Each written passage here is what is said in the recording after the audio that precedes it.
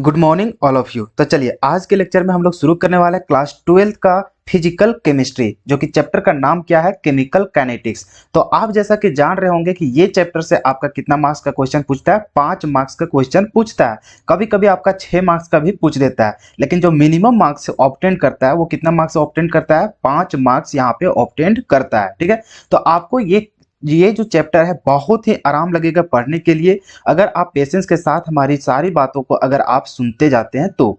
आपको देखिए यहाँ पे मैं करवाने क्या क्या वाला हूँ। ठीक है, जैसा कि आपको पता चल गया होगा कि कल ही आपका क्या हो गया कि बोर्ड एग्जाम के लिए जो टाइम टेबल जो है वो आपका लॉन्च कर दिया गया है। मतलब कि जो आपका केमिस्ट्री, यहाँ पे मैं केमिस्ट्री का डिस्कस कर रहा हूँ तो केमिस्ट्री का ही बात करूंगा। तो केमिस्ट्री का सब्जेक्ट का जो एग्जामिनेशन है वो आपका 2 अप्रैल को है। कितना तारीख को है? 2 अप्रैल को है। तो 2 अप्रैल को आपका क्लास 12 का केमिस्ट्री का एग्जामिनेशन है। तो उस अकॉर्डिंग आप यहाँ पे कैलकुलेशन करके देखिए तो सिर्फ और सिर्फ आपके पास 1 मंथ का सिर्फ आपके पास समय बचा हुआ है। क्योंकि देखिए फरवरी जो है वो तो आपका बीत गया है, मान के चलिए बीत ही गया है आपका। तो ये कुछ अभी 4-5 दिन जो बचा हुआ है, ये 4-5 दिन कैसे निकल जाएगा, किसी किसी का प्रैक्टिकल ये सब है। तो ये सारा चीज करते करते तो कुल मिला के देखा जाए तो आपका सिर्फ और सिर्फ 1 महीना का टाइम मिला हुआ है। अब 1 महीना के समय में आपको क्या करना पड़ेगा, पूरा क्लास 12 का जितने भी केमिस्ट्री का जितने चैप्टर है सभी चीज को आपको यहाँ पे कवर करना होगा, तभी आपका 100% रिजल्ट हो पाएगा। बात समझ में आया? तो इसको हम लोग करेंगे कैसे? तो देखिए बहुत सारे स्टूडेंट ऐसे भी हैं जिनका अभी तक सिलेबस कंप्लीट हुआ नहीं था और वो अभी तलाश कर रहे हैं सिर्फ और सिर्फ इंपॉर्टेंट क्वेश्चन का कि कहीं से भी मुझे सिर्फ इंपॉर्टेंट क्वेश्चन मिल जाए और मैं उसको रट लूँ। देखो यार, मैं इतना साल का एक्सपीरियंस होने के बाद मैं आपसे शेयर कर रहा हूं कि देखिए, अगर आपको इंपॉर्टेंट क्वेश्चन भी दे दिया जाए तो फिर भी अगर आप चैप्टर को अच्छा तरीके से नहीं पढ़े होंगे तो फिर भी आप वहां पे अगर कोई भी इंपॉर्टेंट जो आपका एग्जाम में आने वाला भी क्वेश्चन रहेगा अगर वो भी आपको बता दिया जाए तब भी आप अच्छा से वहां पे नहीं लिख पाएंगे, जब तक कि आपका पूरा कंसेप्ट क्लियर नहीं रहेगा। ऐसा तो थोड़ी नहीं रहेगा, मान के चलिए हम ही यहाँ पे गेस कर देंगे क्वेश्चंस तो हाँ आएगा, उसी टाइप का क्वेश्चंस आएगा। तो भैया जब तक आप पूरा कंसेप्ट को नहीं समझिएगा, ऐसा तो नहीं ना कि जो मैं बता दूंगा वही क्वेश्चन पूरा भीड़ जाएगा, सो नहीं, हाँ उस टाइप का क्वेश्चंस वहां पे आएंगे। तो आप जब तक पूरा कंसेप्ट को नहीं समझे हुए रहेंगे तब तक आप कोई भी क्वेश्चंस को अच्छा तरीके से फिजिकल केमिस्ट्री में टच नहीं कर पाएंगे। बात समझ में आए? तो इसके लिए आपको पूरा चैप्टर का ज्ञान यहाँ पे होना जरूरी है। अब बात रहा कि हम यहाँ पे चैप्टर को पढ़ेंगे कैसे। हमारे पास तो बहुत कम समय है, अगर अभी से मैं स्टार्ट करता हूँ चैप्टर को पढ़ना तो मेरा पता चलेगा 1 से 2 चैप्टर पढ़ते पढ़ते मेरा 1 मंथ निकल जाएगा। तो फिर मैं कवर कैसे करूंगा? तो देखो, मैं यहाँ पर ज़्यादा यहाँ पे लंबा लेक्चर बनाने वाला नहीं हूँ, सिर्फ मैं यहाँ पे देख सकते हैं, मैं थोड़ा सा स्क्रॉल कर देता हूँ नीचे, थोड़ा देख लीजिएगा तो देख सकते हैं कि हमारे जो प्रिपरेशन कराने का जो हम लोग का तरीका है वो क्या है। सो हम यहाँ पे जितने भी टॉपिक लेकर आए हैं वो आपके बोर्ड एग्जाम में जितना क्वेश्चन पूछता है उसी अकॉर्डिंग यहाँ पर हम बनाने की कोशिश किए हैं। अब यहाँ पे होगा क्या, मैं तो यहाँ पे इंपॉर्टेंट क्वेश्चन आपको दूंगा ही, आपको गेस करवाऊंगा ही, और साथ ही साथ आपको यहाँ पे जितने भी इंपॉर्टेंट क्वेश्चंस होंगे सभी चीज यहाँ पे करवाऊंगा। साथ ही साथ प्रीवियस ईयर्स क्वेश्चन जितने भी आपका आया हुआ है वो सारा कुछ यहाँ पे मैं डिस्कस करूंगा।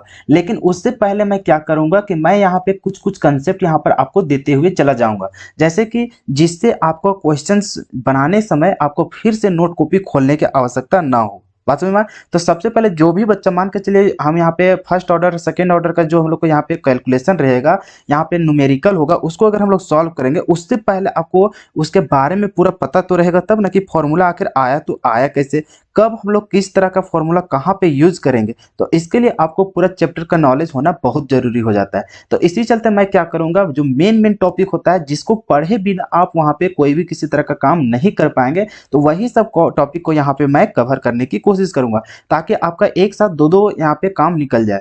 एक तो आप इंपॉर्टेंट क्वेश्चन को सभी को देख ही लेंगे, और अगर यदि आप अपना चैप्टर को कवर नहीं किए हैं तो यहाँ पे जितना मैं टॉपिक यहाँ पे कवर करवाऊंगा उसी से आपका पूरा चैप्टर कवर हो जाएगा जितना आपको बोर्ड एग्जाम के लिए रिक्वायरमेंट है। बात समझ में आए? तो उसी के अंदर से आपका पूरा आंसर शीट बन जाएगा। बात समझ में आए? अगर आपको मुझ पर भरोसा है तभी आप, मतलब कि मैं गारंटी देता हूं यार कि अगर आप मेरे साथ चलते हैं तो आपका 100% रिजल्ट यहाँ पे रहेगा तो रहेगा। ठीक है, आपको देखने से भी पता चल जाएगा कि आखिर मेरा रिजल्ट आएगा कि नहीं आएगा। सो तो बस मैं जिस तरह से आपको यहाँ पे करवाने वाला हूँ उसी तरह से आप मुझे क्या कीजिए, फॉलो करते हुए चले जाइए। सबसे पहले मैं कंसेप्ट दूंगा, कंसेप्ट देने के बाद उसका कुछ न्यूमेरिकल बनाने की कोशिश करूंगा, यहाँ पे यूनिट के बारे में डिस्कस करूंगा और जितने क्वेश्चंस आपके बोर्ड एग्जाम में आते हैं सभी चीज को यहाँ पे डिस्कस करूंगा। लेकिन उससे पहले मैं यहाँ पे कंसेप्ट दे दूंगा ताकि मैं अगर इंपॉर्टेंट क्वेश्चन करवाऊं तो वहां पे आपको करने में आराम हो, ताकि आप वहाँ सभी चीज सीखे हुए रहेंगे तो वहाँ पे सारा कुछ करने में बहुत ही आसान लगेगा। और अगर आप कंसेप्ट को सीख जाते हैं तो आपका क्या प्रीवियस ईयर क्वेश्चन, क्या इंपॉर्टेंट क्वेश्चन, क्या आपका मॉडल सेट, ये सारा कुछ आप चुटकी में क्या करेंगे, सॉल्व कर लेंगे। तो इसी चलते आपको कंसेप्ट को पढ़ना बहुत जरूरी है। इसी चलते मैं ज़्यादा पूरे चैप्टर में नहीं घुसूंगा, सिर्फ और सिर्फ यहाँ पे इंपॉर्टेंट टॉपिक को यहाँ पे डिस्कस करूंगा, ठीक है,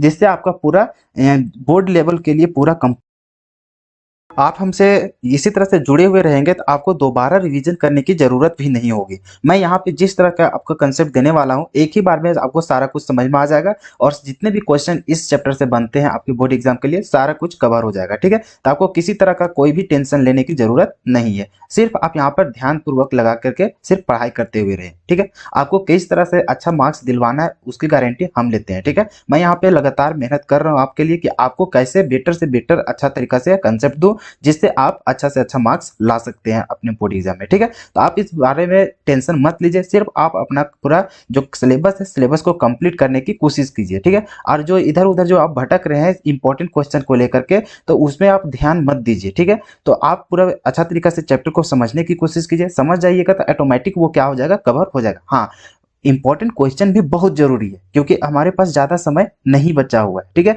तो उस अकॉर्डिंग आप अपने चैनल को वहां पे डिसाइड कीजिए कि कहाँ पे मुझे क्या मिल रहा है। सो जैसा कि मैं यहाँ पे क्या करूंगा, यहाँ पे मैं इंपॉर्टेंट क्वेश्चन तो दूंगा ही लेकिन मैं सबसे यहाँ पे हट के काम करता हूँ क्योंकि मुझे सिर्फ इंपॉर्टेंट क्वेश्चन देने से आपको कोई यहाँ से फायदा हम लोग को मिलेगा नहीं, ठीक है। कुछ तो अच्छा रिस्पॉन्स मिलना चाहिए ना, तो उसके लिए मैं यहाँ पे साथ ही साथ ऐसा एक शेड्यूल यहाँ पे बनाया हूँ ताकि अगर हमारे लेक्चर को कोई भी स्टूडेंट देखेगा तो वो कभी भी किसी तरह का इंपॉर्टेंट क्वेश्चन अगर मिल जाता है या तो फिर कोई भी क्वेश्चन आएगा तो उसको आसानी तरीके से अटेंड कर पाएगा। वो कैसे करेगा, तो उसके हम लोग क्या करते हैं, इंपॉर्टेंट क्वेश्चन देने से पहले इतना कंसेप्ट दे देते हैं उसको ताकि अगर इस तरह का कोई भी क्वेश्चन आएगा तो उसको आसान से आप क्या कीजिएगा, कवर कर लीजिएगा। तो इसी चलते सबसे पहले हम यहाँ पे कंसेप्ट देने की कोशिश करते हैं, उसके बाद ही इंपॉर्टेंट क्वेश्चन देने का प्रयास करते हैं, ठीक है।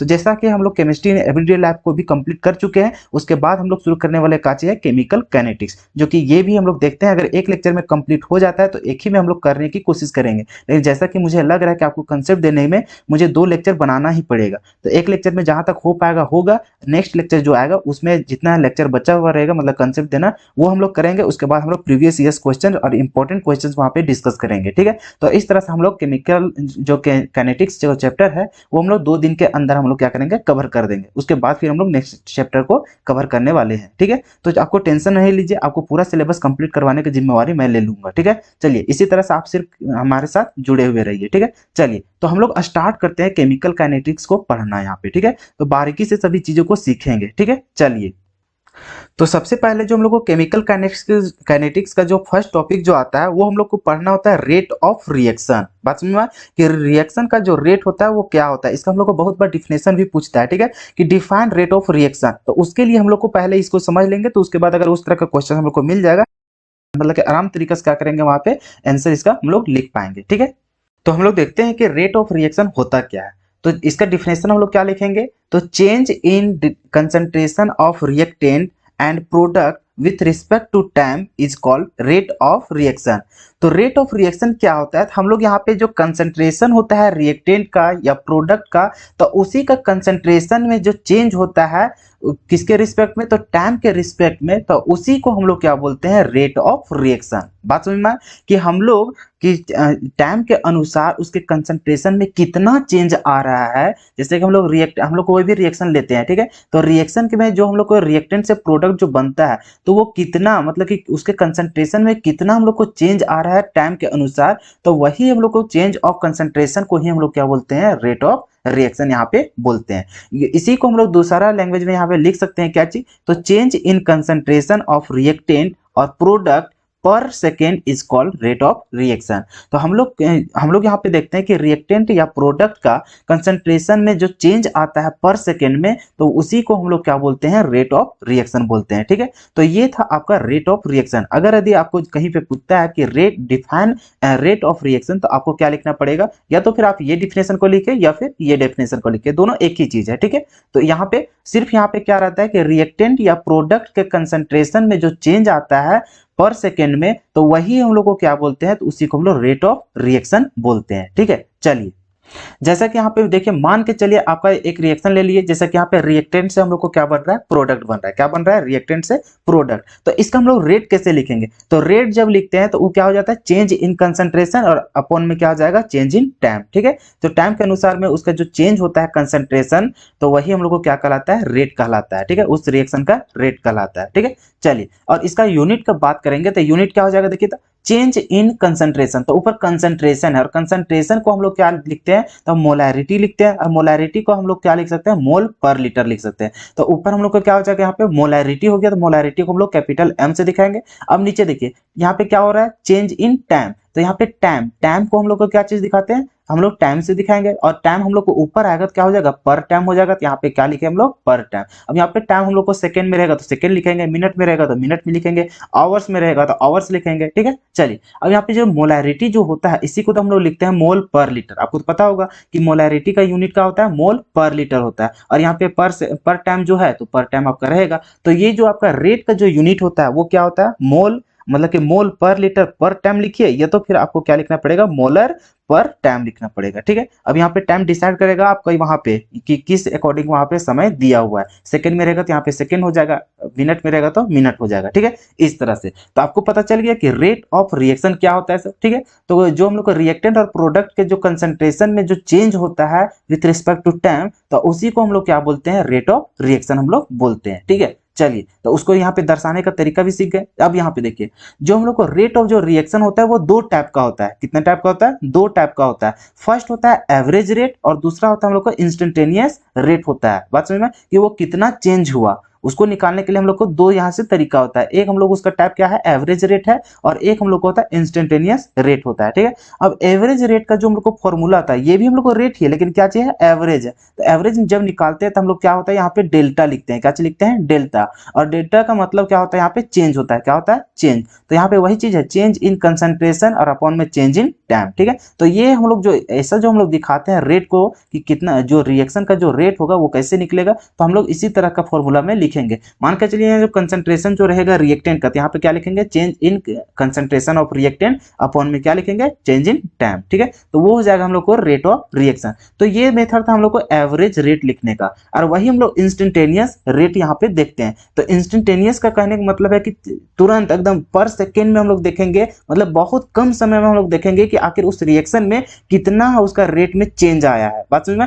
और ये एवरेज पूरा देख लेते हैं कि हाँ इतना में चल रहा था, इतना इतना चेंज होते रहता है। लेकिन यहाँ पे इंस्टेंटेनियस रेट में देखते हैं, बहुत ही कम समय में देखते हैं कि आखिर वो रिएक्शन में हम लोग को कितना चेंज आया है। ठीक है, तो उसके लिए हम लोग को क्या निकालते हैं, तो इंस्टेंटेनियस रेट यहाँ पे हम लोग फाइंड आउट करते हैं। ठीक है, तो यहाँ पे हम लोग क्या करते हैं, वही हम लोग एवरेज जो रेट रहता है, ये जो हम लोग एवरेज रेट होता है, उसी में हम लोग क्या करते हैं, टाइम हम लोग डेल्टा टी जो होता है वो हम लोग कितना ले लेते हैं, 0 के टेंस टू 0 हम लोग ले लेते हैं। ठीक है, तो यहाँ पे लिमिट ये वाला, ये तो हम लोग क्या चाहिए, मैथमेटिक्स में हम लोग खेला करते हैं। तो ये जो हम लोग लगाते हैं, तो ये हम लोग को क्या हो जाता है, बहुत ही कम समय के लिए हम लोग निकालते हैं। ठीक है, तो यही जो हम लोग इंस्टेंटेनियस रेट जो होता है, अब यही जो बहुत ही कम समय के लिए जो निकालते हैं, उसके जगह हम लोग क्या लिखते हैं, डी और डी लिखते हैं। ठीक है, तो ये हम लोग को डिफरेंशियल मतलब डिफरेंशिएशन यहाँ पे हो जाता है। तो ये हम लोग को क्या हो जाएगा, तो डी कंसंट्रेशन और यहाँ पे डी टी हो जाएगा। ठीक है, तो ये हम लोग को फॉर्मूला जो होता है इंस्टेंटेनियस रेट निकालने का, वो क्या होता है, डी कंसंट्रेशन ऑफ यहाँ पे रिएक्टेंट होगा, चाहे प्रोडक्ट होगा तो प्रोडक्ट लिखेंगे, मतलब यहाँ पे चेंज, ये भी चेंज है और ये भी चेंज है, लेकिन ये हम लोग को एवरेज चेंज निकालते हैं, ये एवरेज रेट निकालते हैं, और ये हम लोग को बहुत कम समय के लिए जो हम लोग को छोटा छोटा जो रहता है सेकेंड में, मान के चलिए बहुत कम समय में कि कितना उसका रिएक्टेंट या प्रोडक्ट कितना चेंज हुआ है रिएक्शन का, तो वही चीज निकालने के लिए हम लोग क्या निकालते हैं, इंस्टेंटेनियस रेट निकालते हैं। तो कुल मिला के सिर्फ आपको इतना फोकस मत कीजिए, आपको सिर्फ यहाँ पे क्या देखना है कि टाइप ऑफ रिएक्शन जो रहता है वो दो टाइप का रहता है। एक हम लोग एवरेज रेट निकालते हैं और एक हम लोग इंस्टेंटेनियस रेट निकालते हैं। एवरेज हम लोग को लॉन्ग टाइम के लिए निकालते हैं कि देखते हैं कि 10 मिनट 1 घंटा इस तरह से, लेकिन यहाँ पे हम लोग उसी तरह से निकालते हैं, ठीक है। तो उसमें कितना चेंज आया तो उसी को हम लोग निकालते हैं क्या चीज, एवरेज के रूप में। तो उसको कैसे लिखते हैं, तो डेल्टा कंसंट्रेशन रहता है और नीचे डेल्टा टी होता है। और यहाँ पे हम लोग को क्या हो जाता है, तो इंस्टेंटेनियस हम लोग को बहुत कम समय के लिए रहता है, तो इसी चलते यहाँ पे हम लोग क्या लिखते हैं, instantaneous rate is equals to D concentration. तो कंसंट्रेशन आपका रिएक्टेंट का भी हो सकता है, प्रोडक्ट का भी हो सकता है, और नीचे क्या होता है, डी टी हो जाता है, ठीक है। चलिए, तो ये टी क्या चाहिए, यहाँ पे बहुत कम समय है, ठीक है। चलिए, तो इस तरह से हम लोग यहाँ पे देखें कि टाइप्स ऑफ रिएक्शन की कितने टाइप का होता है, तो कितने टाइप का होता है, दो टाइप का होता है। कौन कौन, तो एवरेज और हम लोग को क्या होता है, इंस्टेंटेनियस रेट होता है, ठीक है। चलिए, फिर नेक्स्ट टॉपिक हम लोग को क्या है, तो हम लोग आ जाते हैं रेट ऑफ रिएक्शन को ही यहाँ पे कि कैसे हम लोग रेट निकालेंगे। सो यहाँ पर तो हम लोग उसका समझिए कि रेट ऑफ रिएक्शन हम लोग को जो निकालते थे तो हम लोग को क्या था, तो चेंज इन कंसंट्रेशन अपॉन में क्या होता था, चेंज इन टाइम, तो वही चीज था। लेकिन उसको निकालने के लिए दो तरीका था, एक एवरेज था और एक हम लोग को इंस्टेंटेनियस रेट था, ठीक है। अब उसी को हम लोग यहाँ पे लिखेंगे कि कैसे उसको अच्छा तरीका से, जब हम लोग को रेट लिखने के लिए आएगा तो उसको फाइनली हम लोग आंसर लिखेंगे कैसे। तो जैसे कि मान के चलिए यहाँ पे कोई रिएक्शन दे दिया, क्या चीज, कोई हम लोग को यहाँ पे रिएक्शन दे दिया है। तो मान के चलिए यहाँ पे ए और बी था, रिएक्टेंट में आपका क्या है, ए है और बी है। तो रिएक्टेंट फिर हम लोग को क्या हो जा रहा है, रिएक्शन करने के बाद जो हम लोग को प्रोडक्ट बन रहा है वो क्या क्या बन रहा है, सी और डी मिल रहा है, ठीक है। चलिए, और यहाँ पर हम लोग को क्या करेंगे, सो देखिए यहाँ पे जो हम लोग को रिएक्शन रहेगा, रिएक्शन को हम लोग को कुछ तो इसका स्टिचियोमेट्रिक कोफिशिएंट तो रहेगा। अब ये स्टिचियोमेट्रिक कोफिशिएंट क्या होता है, तो उसके पहले जो मोल लिखा रहता है, जैसे कि ए के पहले कोई संख्या रहेगा, यहाँ पे मान के चलिए 2 रहेगा, 3 रहेगा, तो उसको हम लोग क्या मान लिया यहाँ पे अल्फा। बी के पहले भी कोई संख्या रहेगा और कुछ नहीं रहेगा, तो एक तो कम से कम रहेगा ना, तो उसको हम लोग मान लिया यहाँ पे बीटा, इसके पहले वाला गामा, और इसके पहले हम लोग डेल्टा यहाँ पे मान लिए, ठीक है। चलिए, तो इतना हम लोग मान लिया, यहाँ पे कोई दिक्कत नहीं। अब ये जो हम लोग को रिएक्शन होना चाहिए वो हम लोग को कैसा होना चाहिए, बैलेंस होना चाहिए। कितना चीज होना चाहिए जी, बैलेंस यहाँ पे रिएक्शन होना चाहिए। अब यहाँ पर देखिए एवरेज रेट ऑफ रिएक्शन जो हम लोग निकालते हैं, हम लोग दो तरह का रेट ऑफ रिएक्शन निकालना सीखे। एक तो हम लोग एवरेज रेट ऑफ रिएक्शन और दूसरा हम लोग क्या चाहिए, इंस्टेंटेनियस रेट ऑफ रिएक्शन हम लोग निकालेंगे। अब एवरेज रेट ऑफ रिएक्शन हम लोग कैसे निकालेंगे, तो वहां पे हम लोग जानेंगे कि एवरेज जब रहेगा तो वहां पे डेल्टा का यहाँ पे साइन रहेगा, ठीक है। अब देखिए जब रिएक्टेंट के लिए निकालेंगे तो हम लोग वही जान रहे थे कि वहां पे चेंज इन कंसंट्रेशन अपॉन में चेंज इन टाइम, तो वैसे ही सबके निकालेंगे, चाहे वो रिएक्टेंट के निकाले या फिर प्रोडक्ट के लिए। लेकिन ध्यान दीजिएगा, जब भी हम लोग रेट ऑफ रिएक्शन लिखते हैं एवरेज के लिए, तो हम लोग यहाँ पे जब रिएक्टेंट के लिए लिखेंगे तो यहाँ पे हम लोग को क्या करना पड़ेगा, नेगेटिव का साइन यहाँ पे देना पड़ेगा। क्या देना पड़ेगा, नेगेटिव का साइन देना पड़ेगा। तो ये हम लोग को क्या हो गया, चेंज इन कंसंट्रेशन ऑफ ए, जो कि हम लोग को रिएक्टेंट ए वाला था, और नीचे क्या हो गया, चेंज इन टाइम, इतना हो गया, इज इक्वल्स टू, फिर हम लोग को सभी का क्या हो जाएगा, इक्वल हो जाएगा, ठीक है। अब यहाँ पर देखिए इसका लिखेंगे बी के लिए, क्या हो जाएगा, ये भी हम लोग को क्या है, रिएक्टेंट है, तो रिएक्टेंट का जब भी हम लोग रेट लिखेंगे तो वो हम लोग को क्या हो जाएगा, नेगेटिव का साइन रहेगा, ठीक है। और जब हम लोग प्रोडक्ट का लिखेंगे तो वो हम लोग को क्या हो जाता है, पॉजिटिव का साइन रहेगा, ठीक है। चलिए, तो बी के लिए हम लोग रेट कैसे लिखेंगे, तो change in concentration of B और अपॉन में क्या चीज, चेंज इन टाइम, ठीक है। और फिर उसी तरह प्रोडक्ट सी के लिए हम लोग निकालेंगे तो क्या हो जाएगा, चेंज इन कंसंट्रेशन ऑफ सी, और नीचे क्या हो जाएगा, डेल्टा टी हो जाएगा। अब यहाँ पे उसी तरह से लिखते हैं डी का भी। अब यहाँ पर देखिए जो हम लोग को बैलेंस जो रहता है यहाँ पे, अब यहाँ पे जो स्टिचियोमेट्रिक जो कोफिशिएंट जो रहता है, अल्फा बीटा गामा लेमडा जो हम लोग को रहता है यहाँ पे, अब ये सब जो हम लोग को होता है वो क्या होता है, जब भी हम लोग रेट ऑफ रिएक्शन लिखेंगे तो हम लोग को क्या होगा, जो स्टिचियोमेट्रिक कोफिशिएंट रहता है उसी से हम लोग क्या करते हैं, डिवाइड करना पड़ता है। क्या करना पड़ता है, डिवाइड करना पड़ता है। जैसे कि यहाँ पर देख रहे हैं कि ए का जो कोफिशिएंट जो था वो कितना था हम लोग को, अल्फा, तो यहाँ पे क्या करना पड़ेगा, अल्फा से हम लोग को डिवाइड करना पड़ेगा। तो बी का जो रहेगा, मतलब कि जितने भी आपका रिएक्टेंट हो या फिर प्रोडक्ट हो, तो जब भी हम लोग रेट ऑफ रिएक्शन उसको लिखेंगे तो क्या करना पड़ेगा, उसके कोफिशिएंट से डिवाइड भी करना पड़ेगा, ठीक है। तो इस तरह से हम लोग को लिखते हैं क्या चीज, एवरेज रेट ऑफ रिएक्शन। अभी आपको अगर नहीं समझ में आ रहा है तो आपको अभी न्यूमेरिकल यहाँ पे सॉल्व करेंगे, क्वेश्चंस देंगे, तो उसमें आपको बेटर तरीके से समझ में आएगा, ठीक है। चलिए, फिर इंस्टेंटेनियस में क्या था, सब खाली वही जैसा था, बस यहाँ पे डेल्टा लिखते थे, वहां पे हम लोग डी डी लिखेंगे, ठीक है। चलिए, तो उसी तरह से सेम हो जाएगा, सिर्फ वहां पे डेल्टा की जगह हम लोग क्या लिखेंगे, डी टी और ई डी यहाँ पे लिखेंगे, ठीक है। तो ये हम लोग हो जाता है इंस्टेंटेनियस और ये हो जाता है हम लोग को एवरेज रेट ऑफ रिएक्शन। और यहाँ पर भी हम लोग जान रहे हैं स्टिचियोमेट्रिक जो कोफिशिएंट रहेगा उससे हम लोग को यहाँ पर भी डिवाइड करना पड़ेगा। दोनों एक ही चीज रहता है, बशर्ते ये क्या हो जाता है, हम लोग को एवरेज हो जाता है, ये इंस्टेंटेनियस रेट ऑफ रिएक्शन हो जाता है, ठीक है। चलिए, तो ये हम लोग का हो गया कि रेट ऑफ रिएक्शन की, कोई भी रिएक्शन को हम लोग रेट का जो हम लोग लिखेंगे वो हम लोग कैसे लिखेंगे। सो ठीक है, तो इस तरह से हम लोग लिखेंगे। जैसे कि हम लोग यहाँ पे क्वेश्चंस को देखते हैं, क्वेश्चन देखने के बाद आपको समझ में आ जाएगा कि आखिर उसको हम लोग कैसे एक्सप्रेस करेंगे। सो अब यहाँ पे देखिए क्वेश्चन यहाँ पे लिखे थे, क्या है हम लोग को, right expression of rate of reaction. हम लोग को क्या करना है कि ये जो रिएक्शन दिया हुआ है, ये रिएक्शन को हम लोग को रेट ऑफ रिएक्शन लिखना है। अब कैसे लिखेंगे, सो देखिए एवरेज रेट ऑफ रिएक्शन दोनों हम लोग यहाँ पे दिखा रहे हैं, एवरेज को भी लिख कर दिखा रहे हैं और इंस्टेंटेनियस को भी। तो दो यहाँ पे देखिए एवरेज को लिखेंगे तो हम लोग क्या लिखेंगे यहाँ पे H2 है, H2 के पहले देखिए कोई कोफिशिएंट है क्या, नहीं है, 1 है तो 1 है। चलिए आगे चलते हैं। H2 का हम लोग को यहाँ पे रेट ऑफ रिएक्शन लिखेंगे, क्या लिखेंगे, तो माइनस, हम लोग जानेंगे ये क्या चाहिए हम लोग को, रिएक्टेंट है ना, तो रिएक्टेंट के लिए हम लोग सबसे पहले क्या करते हैं, नेगेटिव का साइन लगाते हैं। उसके बाद क्या होगा, तो डेल्टा और यहाँ पे क्या हो जाएगा, H2 हो जाएगा, क्या हो जाएगा, कंसंट्रेशन ऑफ H2, उसी का ना निकाल रहे हैं। अब नीचे क्या हो जाएगा, डेल्टा T हो जाएगा। अब देखिए इक्वल हो जाता है, अब इसका निकालेंगे तो ये क्या हो जाएगा, ये भी हम लोग को रिएक्टेंट है तो नेगेटिव आ जाएगा, और हम लोग क्या निकाल रहे हैं, रेट ऑफ रिएक्शन निकाल रहे हैं, तो यहाँ पे क्या हो जाएगा, डेल्टा और कंसंट्रेशन कौन सी है हम लोग को, I2, तो यहाँ पर I2 हो जाएगा और डेल्टा T हो जाएगा। ठीक है, चलिए इज इक्वल्स टू, अब यहाँ पर देखिए ये हम लोग को क्या है, प्रोडक्ट है, क्या चाहिए जी, प्रोडक्ट। और प्रोडक्ट का जब हम लोग रेट ऑफ रिएक्शन लिखते हैं तो वो क्या हो जाता है हम लोग को, पॉजिटिव में रहता है, क्या चीज में रहता है, पॉजिटिव में। रिएक्टेंट को लिखेंगे तो हम लोग नेगेटिव में लिखेंगे, और जब हम लोग प्रोडक्ट का लिखेंगे तो वो हम लोग को किस में लिखना पड़ेगा, पॉजिटिव में लिखना पड़ेगा। तो इसमें क्या हो जाएगा, डेल्टा HI हो गया। ठीक है, डेल्टा HI मतलब कि डेल्टा कंसंट्रेशन ऑफ कितना, किसका, तो HI का, और नीचे क्या हो जाएगा, डेल्टा T हो जाएगा। ठीक है, change in concentration of HI और नीचे चेंज इन टाइम।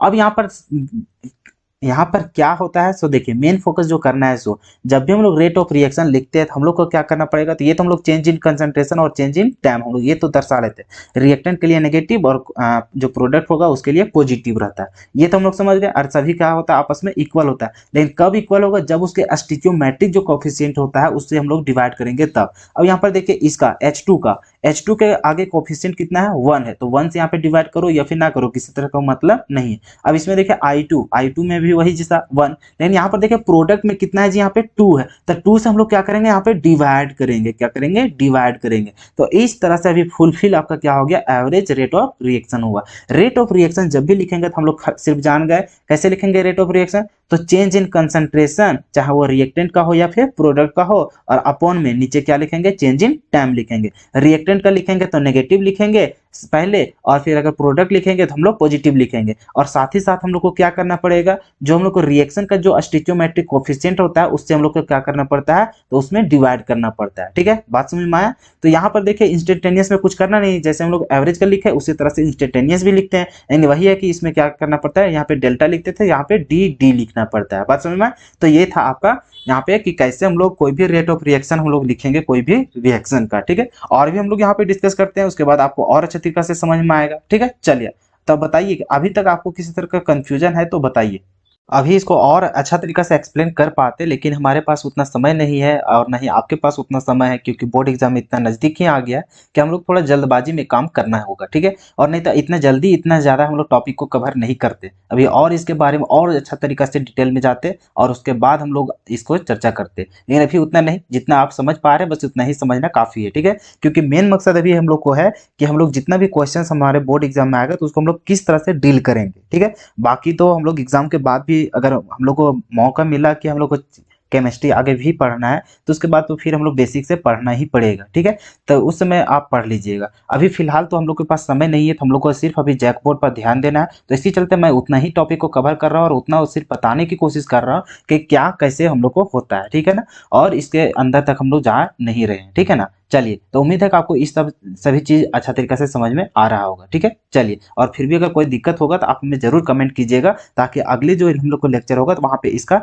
समाधान कर दूंगा। ठीक है, चलिए, तो जो भी प्रॉब्लम होगा उसके बारे में कमेंट जरूर कीजिएगा, मैं उसे सुधार करने की कोशिश करूंगा। ठीक है, कि कैसे हम लोग को और अच्छा तरीके से करना चाहिए जिससे और स्टूडेंट को अच्छा तरीके से समझ में आ सके, क्योंकि आप ही मुझे बता सकते हैं कि आपको किस तरह से समझ में आता है और मुझे और क्या करना चाहिए जिससे आपको और अच्छा तरीका से बेटर से समझ में आ सकेगा। ठीक है, चलिए, तो आप जरूर से जरूर रिस्पॉन्स दीजिएगा इस वीडियो में। ठीक है, चलिए, अब यहाँ पर देखिए हम लोग को जो नया टॉपिक जो फिर से आएगा, हम लोग वहाँ पे क्या लिखे थे, रेट ऑफ रिएक्शन हम लोग लिखे थे, क्या लिखे थे, रेट ऑफ रिएक्शन। तो हम लोग को यहाँ क्या लिखना पड़ता है, रेट ऑफ, कभी कभी डिसएप्रियंस पूछ देता है और कभी कभी रेट ऑफ एप्रियंस पूछ देता है। ये भी हम लोग को रेट ऑफ रिएक्शन जैसे हम लोग लिखे उसी तरह से लिखना होता है, लेकिन यहाँ पे हम लोग को थोड़ा सा जो नया वर्ड आया है वो क्या आया है, तो हम लोग को रिएक्शन के जगह हम लोग को क्या आ गया, तो डिसएप्रियंस आ गया और एप्रियंस आ गया। इसका कहने का मतलब है कि डिसएप्रियंस जब बोलेगा तो ये हो जाता है हम लोग को रिएक्टेंट, और एप्रियंस का मतलब हो जाता है, क्या हो जाता है हम लोग को, प्रोडक्ट हो जाता है, ठीक है ना। लेकिन यहाँ पे डिसएप्रियंस में यहाँ पे इस तरह का जब सवाल आएगा, इसमें थोड़ा सा हम लोग को ध्यान देना पड़ेगा। ये जो हम लोग को पहले रेट ऑफ रिएक्शन जो लिखे उसमें क्या करते थे, तो चेंज इन कंसंट्रेशन और अपॉन में चेंज इन टाइम लिखते थे, और हम लोग को क्या करते थे वहां पे, तो जो कोफिशिएंट रहता था वो कोफिशिएंट से क्या करते थे, डिवाइड करते थे। यही हम लोग को करते थे किसमें, रेट ऑफ रिएक्शन लिखने के दौरान। लेकिन जब आपको पर्सनली जब बोल देगा वहां पे कि रेट ऑफ डिसएप्रियंस लिखिए और रेट ऑफ एप्रियंस लिखिए, तो उस समय आपको लिखना क्या है, सो देखिए यहाँ पे जैसे मान के चले आपका एक जो इक्वेशन जो दिया हुआ है, जो आपका रिएक्शन है वो आपका रिएक्शन ये है, ठीक है। मान के चलिए ए बी है और जो मिलकर क्या बना रहा है, तो सी और डी बना रहा है प्रोडक्ट, ठीक है, यही, और उसके कोफिशिएंट यहाँ पे दिया गया है। और जब आपको क्वेश्चन में पूछ देगा कि रेट ऑफ रिएक्शन लिखिए, तो रेट ऑफ रिएक्शन आप तो लिख लीजिएगा जैसे ऊपर बताया उसी तरह से। लेकिन जब आपको पर्सनली जब पूछेगा कि रेट ऑफ डिसएप्रियंस लिखिए और किसका, तो ए का, यहाँ पे रिएक्टेंट तो दो ना है, ए और बी है, तो हम लोग को पर्सनली बोलेगा डिसएप्रियंस मतलब रिएक्टेंट के बारे में वहां पे बोल रहा है, तो हम लोग को क्या बोलेगा, रेट ऑफ डिसएप्रियंस ऑफ ए, कि ए का हम लोग को क्या लिखना है, रेट लिखना है, ठीक है। तो उसके लिए हम लोग को क्या लिखेंगे, तो सेम जैसे वहां पे हम लोग लिखते थे, ये क्या हम लोग को रिएक्टेंट है, तो रिएक्टेंट के लिए हम लोग को माइनस लगाएंगे यहाँ पे, नेगेटिव का साइन, उसके बाद यहाँ पे क्या करेंगे, डेल्टा कंसंट्रेशन ऑफ ए, और नीचे क्या लिखेंगे, डेल्टा टी लिखेंगे, ठीक है, इतना लिखेंगे।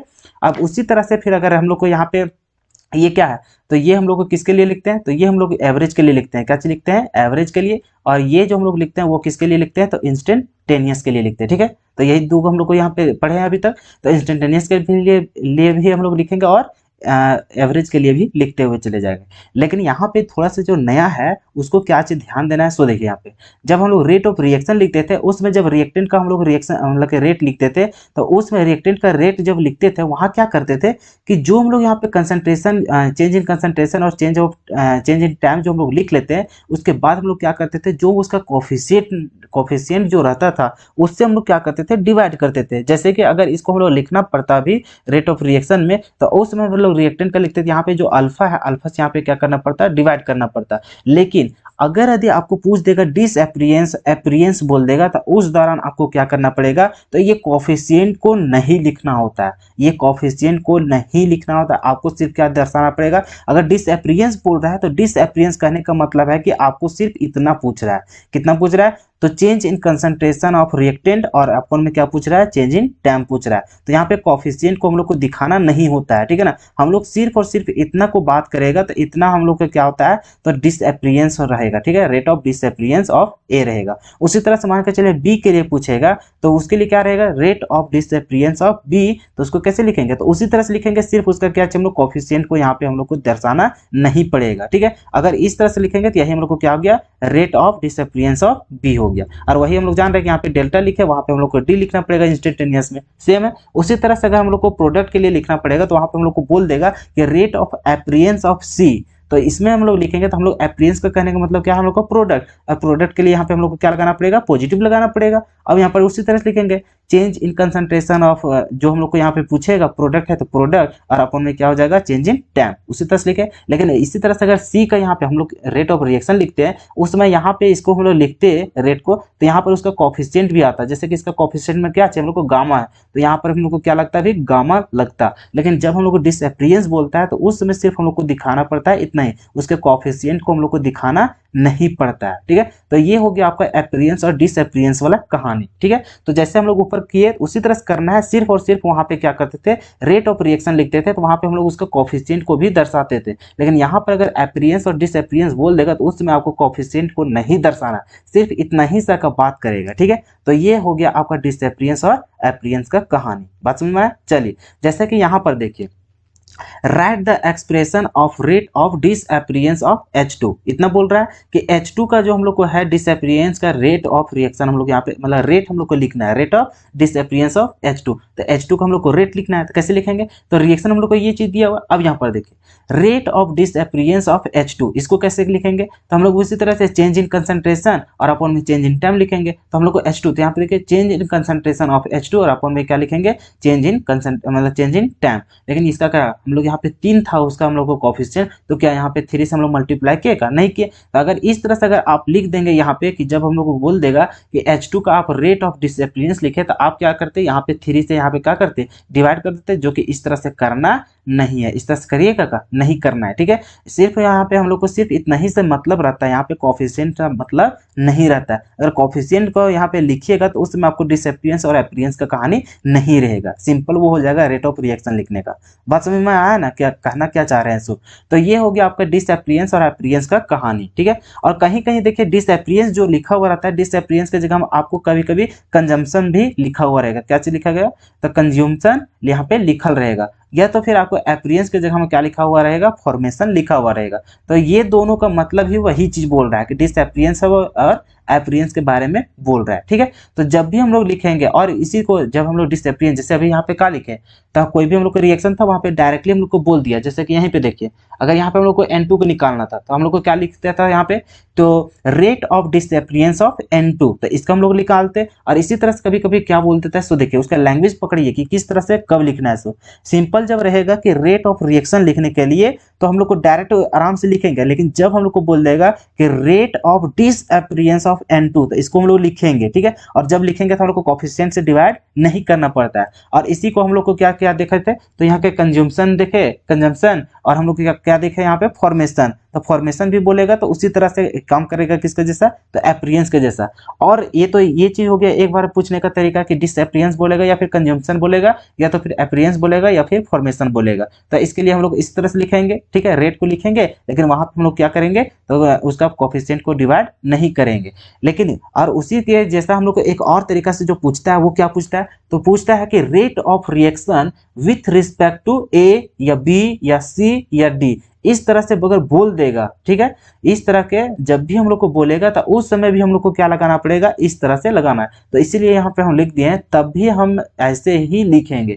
जब आपको इस तरह से कहीं क्वेश्चन में पूछ देगा कि रेट ऑफ रिएक्शन आप लिखिए विथ रिस्पेक्ट टू रिएक्टेंट का, कोई पर्सनली बोल देगा या फिर पर्सनली प्रोडक्ट का बोल देगा, तो उसमें अगर इस तरह से बोल देगा विथ रिस्पेक्ट टू अगर आपको बोल दिया, तो उस दौरान भी आपको क्या करना पड़ेगा, तो डिसअपियरेंस और अपीयरेंस का जो कहानी की है उसी तरह से लिखना है। जैसे कि यहाँ पे देखिए एक एग्जांपल से आपको समझाने की कोशिश करते हैं। जैसे कि यहाँ पर देखिए क्या चाहिए, so if rate of disappearance, क्या चीज बोला है, if rate of disappearance of H2 is इतना दिया हुआ है, तो देखिए आपको यहाँ पे कहने का मतलब क्या है, रेट ऑफ डिसअपियरेंस बोला है, और यहाँ पे रेट ऑफ डिसअपियरेंस ऑफ किसका, तो H2 का, तो H2 कहाँ है, यहाँ पे है। अब इसका अगर हम लोग लिखेंगे क्या चीज, रेट ऑफ डिसअपियरेंस अगर हम लोग लिखेंगे, तो इसका कहने का मतलब हम लोग को दिया हुआ है क्या चीज, तो रिएक्टेंट है तो माइनस तो हम लोग को आएगा ही नेगेटिव। उसके बाद हम लोग यहाँ पे क्या लिखेंगे, डी लिखेंगे, और यहाँ पर हम लोग को क्या रहेगा, H2 है तो यहाँ पर H2 रहेगा, ठीक है, इतना हम लोग को है। अब देखिए अपॉन में इसका क्या हो जाएगा, dt हो जाएगा, इतना हो जाएगा। अब इसी के इक्वल आपको कितना दिया हुआ है, सो देखिए 2 इंटू 10⁻³ दिया हुआ है, कितना दिया हुआ है जी, 2 इंटू, तो यहाँ लिखेंगे 2 इंटू 10⁻³ और यहाँ पे दिया हुआ है मोलर पर सेकेंड, यहाँ पे दिया हुआ है, या फिर आप इसको बोल सकते हैं मोल पर लीटर पर सेकेंड, तो यहाँ पे मोलर बोला है तो मोलर लिखेंगे, ठीक है। चलिए तो ये हो गया। अभी हम लोग को जो गिवन था वो हम लोग को क्या था, यहाँ पे यहाँ से लिख देते हैं हम लोग को गिवन, क्या चीज, गिवन हम लोग को दिया हुआ है क्या चीज, रेट ऑफ डिसअपियरेंस हम लोग को दिया हुआ था। तो इस रिएक्शन के अकॉर्डिंग हम लोग रेट ऑफ डिसअपियरेंस हम लोग इस तरह से लिखेंगे, और इसका वैल्यू हम लोग को दिया हुआ है, कितना दिया हुआ है, 2 इंटू 10⁻³ मोलर पर सेकेंड, इतना हम लोग को दिया हुआ है।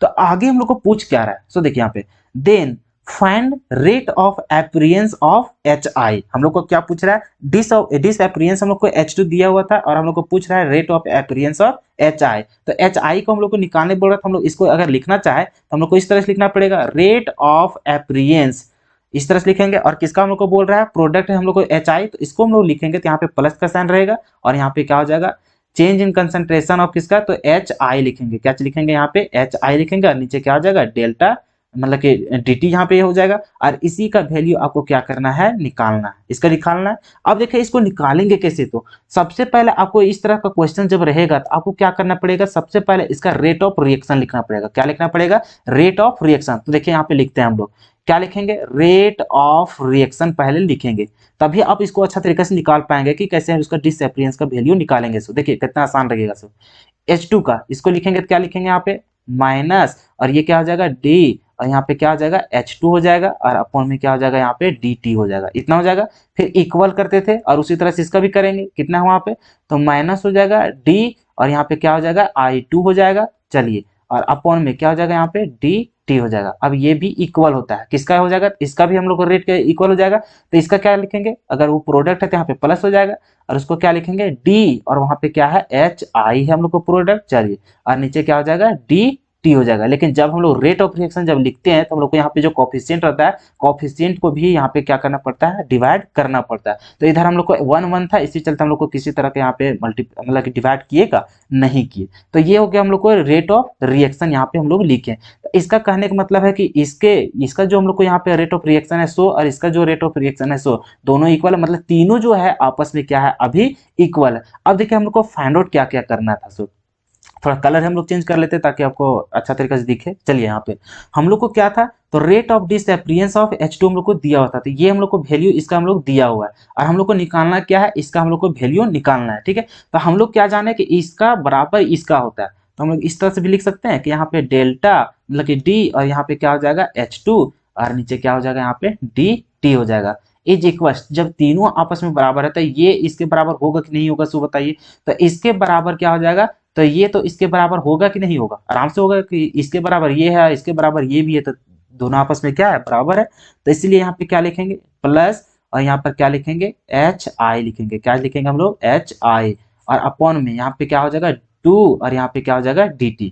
अभी हम लोग को देखिए ऊपर कुछ वैल्यू दिया हुआ है, क्या चीज दिया हुआ है, इतना का वैल्यू हम लोग को दिया हुआ था, कितना 2 × 10⁻³ मोलर पर सेकेंड दिया हुआ था। तो उसके जगह हम लोग कितना बिठाएंगे 2 × 10⁻³ इतना हो जाएगा, इसके बराबर इतना दिया हुआ था। चलिए बराबर अभी कितना यहाँ पे दिया हुआ है प्लस यहाँ से कितना हो जाएगा d और यहाँ से HI इतना हो गया और अपॉन में कितना हो जाएगा 2 dt हो जाएगा। लेकिन अभी देखिए अभी हम लोग को इतना वैल्यू फाइंड आउट करना था क्या, नहीं, हम लोग को जो फाइंड आउट करना है सिर्फ और सिर्फ इतना वैल्यू को यहाँ पे फाइंड आउट करना है। तो बताइए ये कोफिशिएंट यहाँ पे रहेगा क्या, नहीं रहेगा। अगर ये कोफिशिएंट को हम लोग यहाँ से हटा देंगे तब जो हम लोग को निकालना था वो हम लोग को मिल जाएगा डिसअपियरेंस मतलब अपीयरेंस का। ठीक है, तो उसको लिए हम लोग क्या करेंगे, तो उसके लिए हम लोग क्या करेंगे, ये जो 2 है उसको उधर भगा देंगे। तो इसके लिए हम लोग को जो आ जाएगा आंसर वो हम लोग को किसको निकालना है, तो इसका वैल्यू हम लोग को निकालना है। यहाँ पे क्या हो जाएगा जी HI हो जाएगा और नीचे क्या हो जाएगा dt हो जाएगा। क्योंकि हम लोग यहाँ पे कोफिशिएंट से मतलब होता है क्या, नहीं,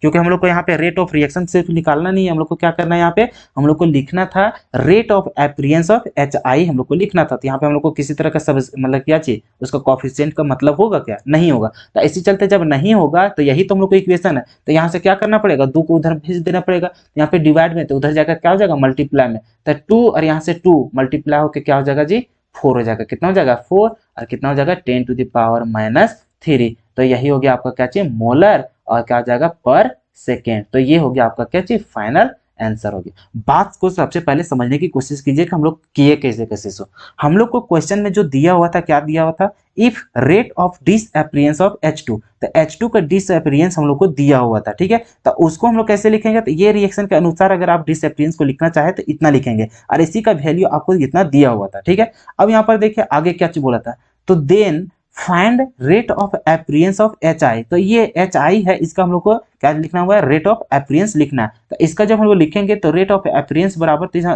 उसी तरह से लिखेंगे चेंज इन कंसंट्रेशन और नीचे चेंज इन टाइम लिखेंगे। लेकिन हम लोग क्या करेंगे इसका कोफिशिएंट को यहाँ पे हम लोग लिखेंगे नहीं, क्योंकि अगर लिख देंगे तो वो तो हम लोग रहेगा नहीं अपीयरेंस। अपीयरेंस कहने का मतलब है कि उसका हम लोग को किसी तरह का कोफिशिएंट से मल्टीप्लाई या डिवाइड हम लोग को होता नहीं है। ठीक है, तो हम लोग को सिर्फ और सिर्फ इतना ही वैल्यू को हम लोग को यहाँ पे वैल्यू निकालना है। तो कैसे निकालेंगे, तो सबसे पहले वो रिएक्शन को हम लोग क्या लिख लिए, यहाँ पे रेट ऑफ रिएक्शन लिख लिए, तभी तो हम लोग को आपस में बराबर होता है जी। तो बराबर जब भी होगा एक दूसरे से तब हम लोग उसके कोफिशिएंट को भी डिवाइड करेंगे तभी, और वो कब करते हैं जब हम लोग रेट ऑफ रिएक्शन लिखते हैं तब। तो यहाँ से हम लोग रेट ऑफ रिएक्शन लिखे थे। ठीक है, अब हम लोग को वैल्यू सिर्फ इसका दिया हुआ था, निकालना इसका है। तो ये दोनों के बीच में हम लोग को रिलेशन था और रिलेशन कैसा है यहाँ पे अभी इक्वल है, तो उसी को हम लोग यहाँ पे लिख लिए। लेकिन अभी इक्वल कब होता है, जब उसका कोफिशिएंट भी रहता है उस समय। तो यहाँ पर देखिए अब इसका वैल्यू हम लोग को दिया हुआ था तो उसका वैल्यू यहाँ पे हम लोग पुट किए। ठीक है, अब हम लोग को निकालना क्या है, तो अभी इसका इतना लिखे हैं, ठीक है, लेकिन हम लोग को क्या चीज निकालना था, एपीरियंस जो निकालना था एच आई का, तो हम लोग को कितना निकालना था, यहाँ पे कोफिशिएंट से हम लोग को किसी तरह का मतलब नहीं होता है, तो यहाँ पे कोफिशिएंट को हम लोग को हटाना पड़ेगा, तब तो हम लोग को एपीरियंस वाला कहानी होगा।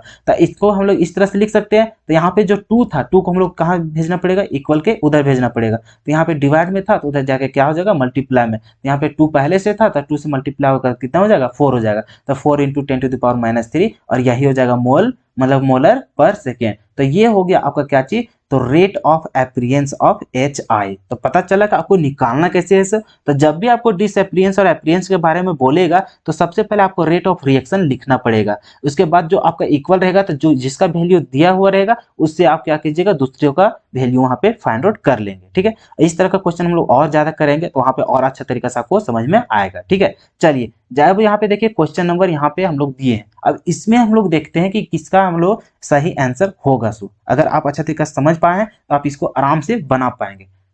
तो हम लोग को क्वेश्चन क्या बोल रहा है, सो देखिए, फॉर द रिएक्शन H2I2 मिलकर क्या बना रहा है, 2HI हम लोग को बना रहा है। तो द ट्रू रिलेशनशिप इज, तो हम लोग को ये जो रिएक्शन दिया हुआ है यहाँ पे किसी ना किसी तरह से हम लोग को रेट लिखा हुआ है, क्या चीज लिखा हुआ है, रेट लिखा हुआ है, तो रेट ऑफ रिएक्शन लिखा हुआ है, तो उसका हम लोग को करेक्ट रिलेशन यहाँ पे फाइंड आउट करना पड़ेगा कि कौन हम लोग को सही रिलेशन है। सो तो सबसे पहले फाइंड आउट करने से पहले हम लोग क्या करते हैं, इसका अपने से हम लोग क्या करेंगे, इसका रेट ऑफ रिएक्शन पहले लिख लेते हैं, उसके अनुसार हम लोग क्या करेंगे, यहाँ पे रिलेशन को मिलाएंगे। तो इसका जब हम लोग रेट ऑफ रिएक्शन लिखेंगे तो क्या हो जाएगा, सो देखिए यहाँ पे, और स्पेस यहाँ पे थोड़ा तो है नहीं, अब है नहीं तो चलिए इधर लिखना पड़ेगा, क्या चाहिए, इधर हम लोग लिख लेते हैं, ठीक है। चलिए थोड़ा सा यहाँ लाइन खींच लेते हैं। तो देखिए इस रिएक्शन का हम लोग अगर यहाँ पे रेट ऑफ रिएक्शन अगर लिखना चाहे तो हम लोग क्या लिखेंगे, सो देखिए यहाँ पे रिएक्टेंट के लिए अगर लिखेंगे यहाँ से क्या हो जाएगा, माइनस हो जाएगा, और यहाँ से क्या होगा डी, और यहाँ पे H2 है तो यहाँ पे क्या लिखेंगे हम लोग, H2 लिखेंगे। चलिए कोई दिक्कत यहाँ पर नहीं, और यहाँ से क्या हो जाएगा, dt हो जाएगा। फिर ये इक्वल होता था हम लोग को, और किसके इक्वल होगा, सो देखिए यहाँ से, फिर यहाँ से लिखेंगे D, और यहाँ पे किसका लिखेंगे हम लोग, कंसंट्रेशन I2 का लिखेंगे। चलिए और अपन में क्या हो जाएगा, यहाँ से dt हो जाएगा, लेकिन यहाँ पे हम लोग को क्या चाहिए, रिएक्टेंट का है तो उसके लिए हम लोग यहाँ पे नेगेटिव लगाएंगे। फिर इक्वल हो जाएगा किसका, तो यहाँ इसका हो जाएगा, क्या हो जाएगा यहाँ पे, तो D हो जाएगा, और यहाँ से क्या हो जाएगा, HI हो जाएगा कंसंट्रेशन में, और नीचे क्या हो जाएगा, DT हो जाएगा। और ये प्रोडक्ट है तो प्रोडक्ट के लिए यहाँ पे हम लोग को क्या रहेगा, प्लस रहेगा। अब यहाँ पर देखिए इसका कोफिशिएंट कितना है, 2 है, तो 2 से नीचे क्या करना पड़ेगा, हम लोग को डिवाइड करना पड़ेगा। और इन लोग में 1 1 था तो 1 1 यहाँ पे रहने दिए, किसी तरह का कोई दिक्कत नहीं। अभी देखिए आपके पास इतना है, बताइए अगर इस तरह का कहीं पे रिलेशन हम लोग को मिला तो वही हम लोग को आंसर हो जाएगा। अब यहाँ पे चेक करते हैं, ऑप्शन नंबर ए में देखिए, यहाँ पर देखिए नेगेटिव है, यहाँ पर पॉजिटिव है। अब यहाँ देखिए H2 और I2, अब देखिए यहाँ पे जब I2 है, I2 हम लोग को क्या है, हम लोग को रिएक्टेंट है, और रिएक्टेंट का जब भी हम लोग रेट लिखते हैं तो उसके साथ हम लोग को क्या लगाना पड़ता है, नेगेटिव, जो कि यहाँ पे नेगेटिव लगा हुआ, क्या नहीं लगा हुआ, तो एक में लगा हुआ और इसमें लगा नहीं हुआ है, और प्रोडक्ट में तो रहता ही नहीं है, लेकिन यहाँ पे रिएक्टेंट का यहाँ पे नेगेटिव नहीं लगा हुआ है। इसके कहने का मतलब ये हम लोग को होगा का नहीं होगा आंसर। चलिए तो इस तरह से हम लोग यहाँ पे देखने में भी मिल गया। अब यहाँ पे देखते हैं ऑप्शन नंबर बी में, ऑप्शन नंबर बी में देखिए तो यहाँ पे फिर देखिए H2 आपका क्या चीज था जी, रिएक्टेंट था, और रिएक्टेंट था तो यहाँ पे हम लोग को नेगेटिव लगना चाहिए था कि नहीं लगना चाहिए, लगना चाहिए था, जो कि लगाया नहीं है, तो इसका मतलब है कि ये भी गलत होगा हम लोग का ऑप्शन। चलिए यहीं से हम लोग छांट लेंगे कि कौन हम लोग को सही है कि नहीं है। अब यहाँ पर देखिए ऑप्शन नंबर सी और ऑप्शन नंबर डी में जाते हैं। अब यहाँ पर देखिए इसमें भी छांटते हैं, तो यहाँ पे देखिए रिएक्टेंट का हम लोग को लिखा हुआ है तो यहाँ पे नेगेटिव लगा हुआ है, और ये भी रिएक्टेंट था तो यहाँ पर भी नेगेटिव लगा हुआ, प्रोडक्ट है तो यहाँ पे पॉजिटिव लगा हुआ, इसका मतलब ये हम लोग को चांसेस है होने का। अब इसमें चलते हैं डी में। अब यहाँ पर देखिए नेगेटिव है, यहाँ पे नेगेटिव दिया हुआ है, रिएक्टेंट में दिया ही नहीं, इसका कहने का मतलब है ये भी गलत। अब तीनों गलत हो गया तो सही कौन हो जाएगा, आपका ऑप्शन नंबर सी हो जाएगा सही। तो आप डायरेक्ट इसको मार सकते थे, और नहीं तो देखिए इसका जो करेक्ट आंसर लाएंगे वो कैसे लाएंगे। सो अभी पूरा फिक्स लिखेगा, देखिए जो हम लोग यहाँ पे रेट ऑफ रिएक्शन जो लिखे हैं इसके बराबर यहाँ पे दिख रहा है का, नहीं दिख रहा है, तो इसका कहने का मतलब है कभी और इसको कैसे हम लोग इतना करेक्ट हम लोग करेंगे। सो तो उसको फाइंड आउट करते हैं। अब वो कैसे करेंगे यहाँ पे देखते हैं। हालांकि इसका जो आंसर है, आंसर हम लोग को आ चुका है, लेकिन मान के चलिए यहाँ पर भी नेगेटिव रह जाता तब, और अगर रिएक्टेंट में यहाँ पे नेगेटिव नहीं था इसी चलते हम लोग इसको हटा दिए, और अगर सभी में अगर नेगेटिव भी रह जाता तो आप कैसे वहाँ पे कैलकुलेशन करते, तो सही आंसर लाएंगे कैसे, सोच समझिए। सबसे पहले आपको मिला है ये चीज और आपको लाना क्या है इसको, तो कैसे लाएंगे सो देखिए, और ये कैसे आया होगा। अब यहाँ पर देखिए रिएक्टेंट, इसका जो प्रोडक्ट में देखिए, प्रोडक्ट में नीचे क्या है 2 है, और इसका प्रोडक्ट में देखिए तो यहाँ पे किसी तरह का 2 है क्या, नहीं है, इसका मतलब यहाँ पे 2 खत्म हो गया। और यहाँ पे देखिए इसमें हम लोग को 2 2 दिया हुआ, यहाँ पे 2 2 था क्या, हम लोग को नहीं था। इसका कहने का मतलब यहाँ पे खत्म हो रहा है, यहाँ पे लग रहा है, इसका कहने का मतलब है 2 2 से अगर हम लोग को मल्टीप्लाई कर देंगे, क्या करेंगे 2 2 से अगर मल्टीप्लाई कर देते तो हम लोग को क्या बन जाएगा। सो देखिए यहाँ से अगर 2 से मल्टीप्लाई करेंगे तो आपका आपका ये बन जाएगा, यहाँ से रिएक्शन का जो रेट लिखेंगे आपका ये चीज बन जाएगा। देखिए यहाँ पे आराम से देखिए, यहाँ से ये हो गया, और फिर यहाँ से माइनस, यहाँ से अगर 2 से मल्टीप्लाई कर रहे हैं तो वही चीज बनेगा। चलिए यहाँ से क्या हो जाएगा I2, और नीचे क्या हो जाएगा यहाँ से dt हो जाएगा। अब यहाँ पर देखिए 2 पहले से था, 2 से हम लोग मल्टीप्लाई करेंगे तो यहाँ से क्या हो जाएगा, सिंपल हो जाएगा खाली, यहाँ से क्या हो जाएगा d, और यहाँ से हो जाएगा hi खाली हो जाएगा, और नीचे क्या हो जाएगा यहाँ से dt हो जाएगा। बताइए यही चीज आपका यहाँ पे ऑप्शन में दिया था कि नहीं दिया था। देखिए यहाँ पे -2 है तो यहाँ पे -2 है, यहाँ पर भी -2 तो यहाँ पर भी -2, यहाँ पे किसी तरह का संख्या नहीं है तो यहाँ पर भी नहीं दिया। इसका मतलब जो करेक्ट रिलेशन है, करेक्ट रिलेशन आपका क्या बन गया था, ऑप्शन नंबर सी। तो आपका करेक्ट आंसर कौन हो जाएगा, ऑप्शन नंबर सी हो जाएगा। तो इस तरह से यहाँ पे हम लोग को क्या करना पड़ता है, फाइंड आउट करना पड़ता है उसका करेक्ट रिलेशन। तो आपको कुछ करना नहीं है, जब भी हम लोग को रिलेशन जब रहेगा इस तरह से तो हम लोग क्या करेंगे, उसका रेट ऑफ रिएक्शन लिखेंगे, और रेट ऑफ रिएक्शन से भी वहां पे हम लोग क्या करेंगे, फाइंड आउट करेंगे कि उसका रिलेशन कैसे होता है। बात समझ में आया ना। हालांकि यहाँ पर हम लोग को क्या था, नेगेटिव और पॉजिटिव देख करके हम लोग सभी को हटा दिए थे और डायरेक्ट हम लोग सी को आंसर मार दिए थे। लेकिन मान के चलिए दोनों में अगर कहीं पे यहाँ पे एरर नहीं रहता, नेगेटिव मान के चलिए यहाँ पे दे देता, तब आप किसको मारते, इसको मारते, इसको मारते। तो किस तरह से मारते, इसी चलते आपको क्या करना पड़ेगा, पहले रिलेशन को लिखना पड़ेगा और वहीं से आपको कंपेयर कराना पड़ेगा। ठीक है, तो इस तरह से भी क्वेश्चंस आपको बोर्ड एग्जाम में पूछा जा सकता है। ठीक है, चलिए तो उम्मीद है कि आपको ये क्वेश्चन समझ में आया होगा। नहीं समझ में आया होगा थोड़ा सा पीछे जाइए और फिर से देखने की कोशिश कीजिए, आपको बेटर तरीके से समझ में आ जाएगा कि आखिर हम कर क्या रहे थे। बात समझ में आए। चलिए तो नेक्स्ट टॉपिक देखते हैं क्या देखना है आगे।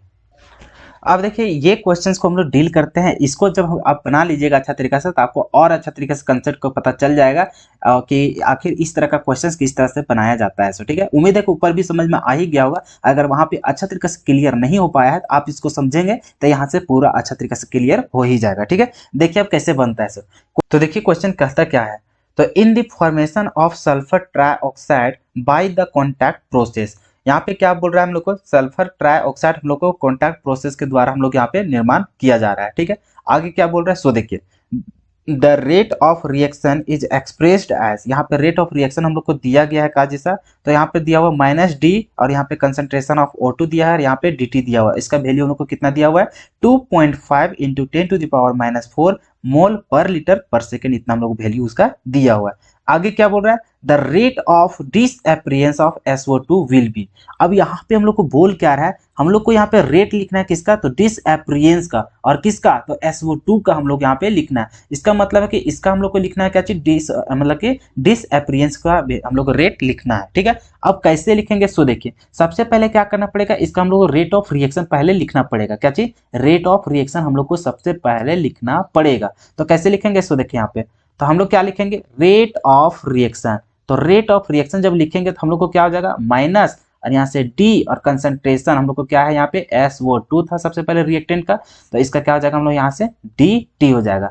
ये इक्वल हो जाएगा किसका, तो माइनस, फिर यहाँ से D, और यहाँ पे देखिए क्या चाहिए हम लोग को, O2 है, तो यहाँ पे क्या हो जाएगा, कंसंट्रेशन O2 हो जाएगा, और नीचे क्या हो जाएगा यहाँ से dt हो जाएगा। फिर इक्वल होता है किसका, तो प्रोडक्ट का, फिर उसी तरह से लिखेंगे, यहाँ क्या हो जाएगा D, और यहाँ से क्या हो जाएगा SO3 हो जाएगा, और नीचे क्या हो जाएगा dt हो जाएगा। ये प्लस में है तो प्लस यहाँ पे दिखाओ या फिर ना दिखाओ, लेकिन अभी इतना होगा क्या, नहीं। जब भी हम लोग रेट ऑफ रिएक्शन लिखते हैं तो उसका कोएफिशिएंट से डिवाइड करते हैं। अब यहाँ पर देखते हैं, यहाँ पर क्या चाहिए आपका 2 है, तो 2 से यहाँ पे क्या करेंगे हम लोग, डिवाइड करेंगे। चलिए अब यहाँ पे देखते हैं O2 में किसी तरह का संख्या है क्या, नहीं, तो उसमें नहीं करेंगे। SO3 में कितना है 2, तो नीचे क्या करेंगे यहाँ पे 2 से हम लोग डिवाइड करेंगे। ठीक है, तो ये है हम लोग को रेट ऑफ रिएक्शन अभी तक। ठीक है, अब यहाँ पे हम लोग को वैल्यू किसका दिया हुआ है और हम लोग को निकालना क्या है, तो सबसे पहले हम लोग देखते हैं निकालना किसका है। तो हम लोग को क्या निकालना था, डिसअपीयरेंस ऑफ SO2 निकालना है, और SO2 हम लोग को कहाँ है, यहाँ पे है रिएक्टेंट का। तो इसका कहने का मतलब है कि हम लोग को जो निकालेंगे, हम लोग को पूछा क्या है, हम लोग को पूछा है ये चीज, हम लोग को पूछा है SO2 और अपॉन में क्या हो जाएगा यहाँ से dt हो जाएगा, यहाँ पे नेगेटिव हो जाएगा।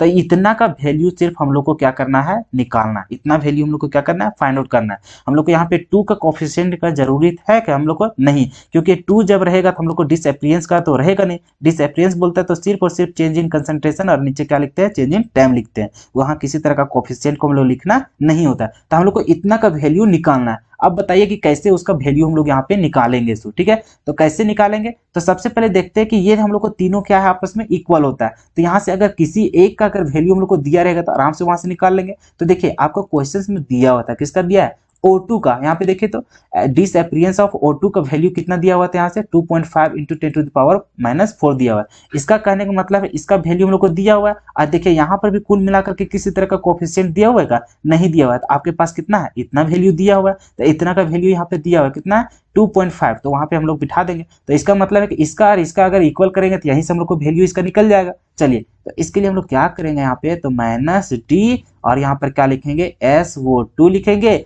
और नीचे क्या लिखेंगे यहाँ पे DT लिखेंगे इज इक्वल टू यहाँ पे कितना है तो माइनस डी और यहाँ पे कितना है O2 हो जाएगा और नीचे कितना हो जाएगा यहाँ पे DT हो जाएगा। तो इसका कोई वैल्यू नहीं था, यहाँ कितना है 2 लिखा हुआ है, ठीक है। लेकिन हम लोग को 2 चाहिए का 2 नहीं चाहिए, तो इससे चलते हम लोग को चाहिए क्या चीज सिर्फ तो इतना चाहिए SO2 और नीचे कितना चाहिए सिर्फ DT। तो 2 क्या हो जाएगा 2 इधर भेज देंगे तो हम लोग को क्या हो जाएगा यहाँ से मल्टीप्लाई हो जाएगा। तो मल्टीप्लाई कितना का यहाँ पे D और कंसंट्रेशन ऑफ O2 और अपॉन में कितना हो जाएगा यहाँ से DT हो जाएगा। अब यहाँ पे क्या करना पड़ेगा इसका वैल्यू निकालेंगे, कितना निकालेंगे यहाँ से देखिए माइनस डी यहाँ से हो जाएगा SO2 और अपॉन में कितना हो जाएगा यहाँ से DT, इतना का वैल्यू निकालना है। अब यहाँ से देखिए 2 इंटू इसका वैल्यू हम लोग को दिया हुआ है ऊपर ऊपर कितना दिया हुआ है जो देखिए यहाँ पे इसका वैल्यू हम लोग को दिया हुआ था 2.5 इंटू 10⁻⁻4 कितना दिया हुआ है यहाँ पे हम लोग को दिया हुआ है यहाँ पे 2.5 इंटू 10⁻⁻4 इतना दिया हुआ है। तो इसको मल्टीप्लाई करेंगे तो कितना हो जाएगा तो आप देख रहे हैं 2.5 दूनी कितना हो जाता है 5 हो जाता है। तो यहाँ से 5 इंटू कितना हो जाएगा 10⁻⁻4 और ऊपर मोल पर लीटर पर सेकंड में दिया था, तो वही चीज हम लोग लिखेंगे यहाँ पे कितना लिखेंगे यहाँ पे मोल पर लीटर पर सेकेंड होगा, ठीक है। तो इतना बताइए आपका अगर कहीं पे इस तरह का अगर आंसर दिया होगा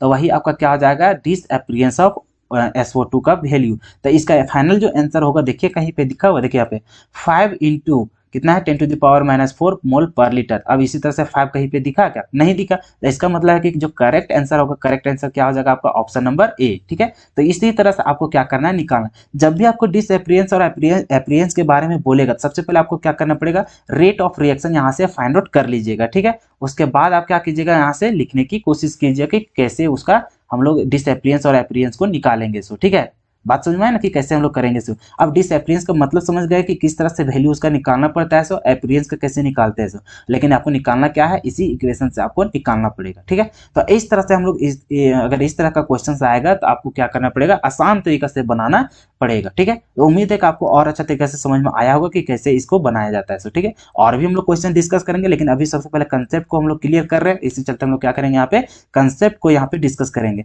उसके बाद जिस समय हम लोग न्यूमेरिकल का अलग से सेशन लेंगे उसमें आपको पूरा एकदम बहुत सारा क्वेश्चन करवाएंगे और आपको वहां पे फील होगा कि हाँ हम लोग इस चैप्टर का जितना भी न्यूमेरिकल आता है, लोग क्या होता है ना कि देखिए केमिकल काइनेटिक्स से अधिकांश जो यहाँ से क्वेश्चन पूछता है वो हम लोग को क्या पूछता है सिर्फ और सिर्फ न्यूमेरिकल्स का पूछता है। एक हम लोग को लॉन्ग क्वेश्चन पूछ देता है, वो कितना मार्क्स का 5 मार्क्स का एक ही क्वेश्चन पूछता है, तो वहां पर भी बच्चे पूरा डर जाते हैं, उनसे क्या होता है कि न्यूमेरिकल बन ही नहीं पाता है। लेकिन अगर आप हमारे लेक्चर को पूरा फॉलो करेंगे ना तो उम्मीद रखिए कि आपको पूरा क्या हो जाएगा, हर एक क्वेश्चन को आप आसानी तरीके से देखते के साथ आप पूरा डील कर लीजिएगा, चाहे वो 5 नंबर का हो, चाहे वो 3 नंबर का हो, चाहे वो 1 नंबर का हो। बात समझ में? तो किसी तरह का क्वेश्चन केमिकल काइनेटिक्स का आ जाएगा उसको आप इजी तरीका से पूरा सॉल्व कर लेंगे। तब बस इसी तरह से फॉलो करते हुए चले जाए, ठीक है। तो ये हम लोग को कंसेप्ट यहाँ पे देना था, इसी चलते 1-2 क्वेश्चन यहाँ पे सिर्फ डील किए, बाकी और क्वेश्चन हम लोग अगले सेशन में क्या करेंगे पूरा डिस्कस करेंगे, ठीक है। अब देखिए नेक्स्ट टॉपिक जो है आपके साथ वो क्या है रेट लॉ, जो कि बहुत बार आपके बोर्ड एग्जाम में पूछते रहता है कि डिफाइन रेट लॉ या फिर डेफिनेशन लिखने बोलता है रेट लॉ का, तो इसको कैसे हम लोग लिखेंगे। सो यहाँ पे देखिए तो रेट लॉ आखिर होता क्या है, तो rate of reaction is directly proportional to the product of concentration of the reactants to the some power which may or may not be equals to respective stoichiometric coefficient is called rate law। अब यहाँ पर देखिए यहाँ पे हम लोग को क्या बोल रहा है रेट लॉ कि रेट ऑफ रिएक्शन जो रहता है वो हम लोग को डायरेक्टली प्रोपोर्शनल होता है किसका, तो product of concentration of reactants, कि जितने भी हम लोग को कंसंट्रेशन जो रहता है हम लोग को रिएक्टेंट का, उसके रिएक्टेंट के कंसंट्रेशन का प्रोडक्ट का वो क्या रहता है डायरेक्टली प्रोपोर्शनल होता है। और आगे क्या होता है कि रिएक्टेंट का जो हम लोग को कंसंट्रेशन होता है उसके ऊपर क्या रहता है हम लोग को सम पावर रहता है, कुछ हम लोग उसके ऊपर पावर रहता है, ठीक है, जो कि किसके इक्वल होता है, जो यहाँ पे स्टिचोमेट्रिक जो हम लोग को रहता है दिया हुआ कोफिशिएंट उसके इक्वल हो भी सकता है और उसके इक्वल नहीं भी हो सकता है। अगर आपको यहाँ से नहीं समझ में आया तो आप यहाँ पे एग्जाम्पल से समझिए, उसके बाद फिर से अगर आप डिफिनेशन को पढ़ेंगे तो आपको अच्छा तरीका से समझ में आएगा। तो देखिए कैसे समझेंगे इसको। यहाँ पर देखिए एक रिएक्शन आपके पास दिया हुआ, मान के चलिए A प्लस B और बना रहा है प्रोडक्ट क्या चीज C और D बना रहा है, ठीक है। अब इसमें स्टिचियोमेट्रिक कोएफिशिएंट क्या बोलते हैं हम लोग, किसको बोलते हैं, जो हम लोग उसके पहले जो मोल के रूप में लिखा रहता है कितना मॉलिक्यूल है सो, तो यहाँ पर कितना है अल्फा है, B में कितना है बीटा है, इसका कितना है गामा और इसमें कितना है, तो यहाँ पे हम लोग डेल्टा यहाँ पे हम लोग के लेके चले हैं, ठीक है। चलिए तो यहाँ पर हम लोग क्या होता है कि जो हम लोग को रेट लॉ होता है, रेट लॉ हम लोग को क्या बोलता है कि जो हम लोग को रेट ऑफ जो रिएक्शन रहता है, जो हम लोग रेट लिखते हैं रेट ऑफ रिएक्शन, वो हम लोग को क्या होता है डायरेक्टली प्रोपोर्शनल होता है किसका, तो जो हम लोग को रिएक्टेंट का कंसंट्रेशन होता है उसके प्रोडक्ट का, और प्रोडक्ट तो कहते हैं लेकिन जो हम लोग को रिएक्टेंट का जो कंसंट्रेशन है उसके ऊपर हम लोग को कुछ पावर होता है, जो कि ये जो पावर होता है वो हम लोग को किसके इक्वल हो सकता है, तो वो हम लोग को स्टिचियोमेट्रिक कोएफिशिएंट के इक्वल भी हो सकता है और उसके इक्वल नहीं भी हो सकता है। तो कुल मिला के हम लोग को रेट और लॉ जो हम लोग को बोलता है वो हम लोग को क्या बोलता है कि जो हम लोग को रेट ऑफ रिएक्शन होता है वो डायरेक्टली प्रोपोर्शनल होता है तो प्रोडक्ट ऑफ किसका, तो कंसंट्रेशन ऑफ रिएक्टेंट का, और उसके ऊपर क्या रहता है कुछ पावर रहता है। बात समझ में आए। अब ये पावर जो यहाँ पे एक्स और वाई दिखाया गया है, अब ये हम लोग को हो सकता है ये अल्फा और बीटा के इक्वल भी हो सकता है और अल्फा और बीटा के इक्वल नहीं भी हो सकता है, ठीक है। और वो किसके किस पे पर डिपेंड करेगा वो तो बाद में हम लोग बताएंगे।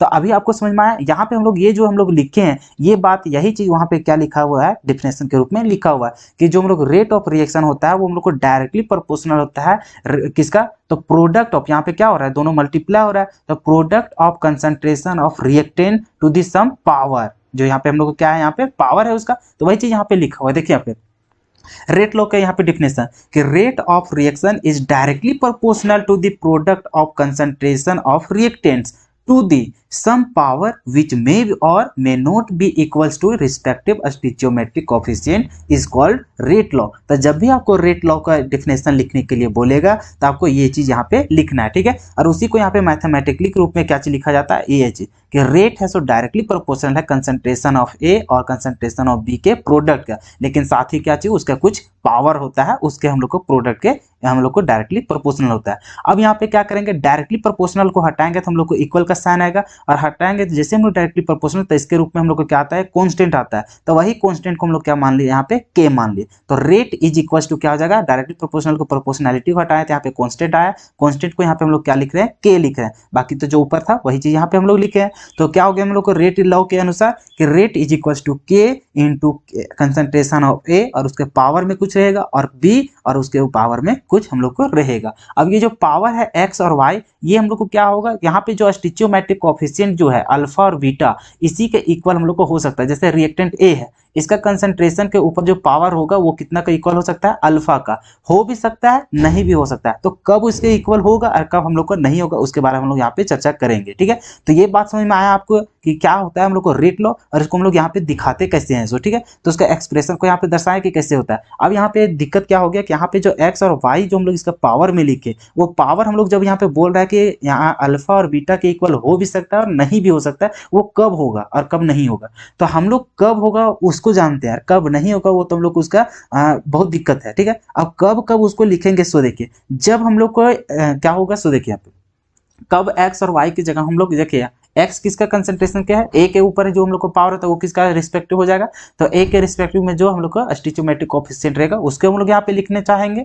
फिर यहाँ पे बी के रिस्पेक्टिव में यहाँ पे जो स्टिचियोमेट्रिक कोएफिशिएंट रहेगा उसको यहाँ पे लिखना चाहेंगे। तो ये दोनों इसके बराबर कब होगा, जब हम लोग को रिएक्शन में हम लोग को जो दे देगा वहाँ पे कि वो जो रिएक्शन देगा कोई भी रिएक्शन जो देगा वहाँ पे बोल देगा कि वो रिएक्शन वन स्टेप रिएक्शन है या फिर सिंगल स्टेप रिएक्शन है या फिर एलिमेंट्री रिएक्शन है। ये तीन वर्ड अगर आपको कहीं पे दिखा तब आप क्या करेंगे, तो जो उसका जो रिस्पेक्टिव जो आपका वहाँ पे स्टिचियोमेट्रिक कोएफिशिएंट रहेगा वही हो जाएगा क्या चीज उसके पावर का इक्वल हो जाएगा। जैसे कि यहाँ पे कॉलम बनाया कि x is equal to alpha कब होगा, जब वहाँ पे वन स्टेप रिएक्शन या फिर सिंगल स्टेप रिएक्शन या फिर एलिमेंट्री रिएक्शन लिखा हुआ रहेगा, तब x के जगह में अल्फा हो जाएगा, y के जगह में बीटा हो जाएगा। अदरवाइज हमेशा यहाँ पे हम लोग उसके इक्वल नहीं लिखेंगे जब तक रिएक्शन में नहीं बोलेगा कि वो हम लोग का स्टिचियोमेट्रिक मतलब एलिमेंट्री रिएक्शन है या फिर सिंगल स्टेप रिएक्शन है या फिर वन स्टेप रिएक्शन रिएक्शन है तब तक हम लोग यहाँ पे डायरेक्ट उसका स्टिचियोमेट्रिक कोफिशिएंट के इक्वल हम लोग यहाँ पे पावर में नहीं दिखाएंगे। बात समझ में आया? तो ये था हम लोग को रेट लॉ एक्सप्रेशन, यहाँ पे हम लोग के रेट लॉ की डिफिनेशन क्या होता है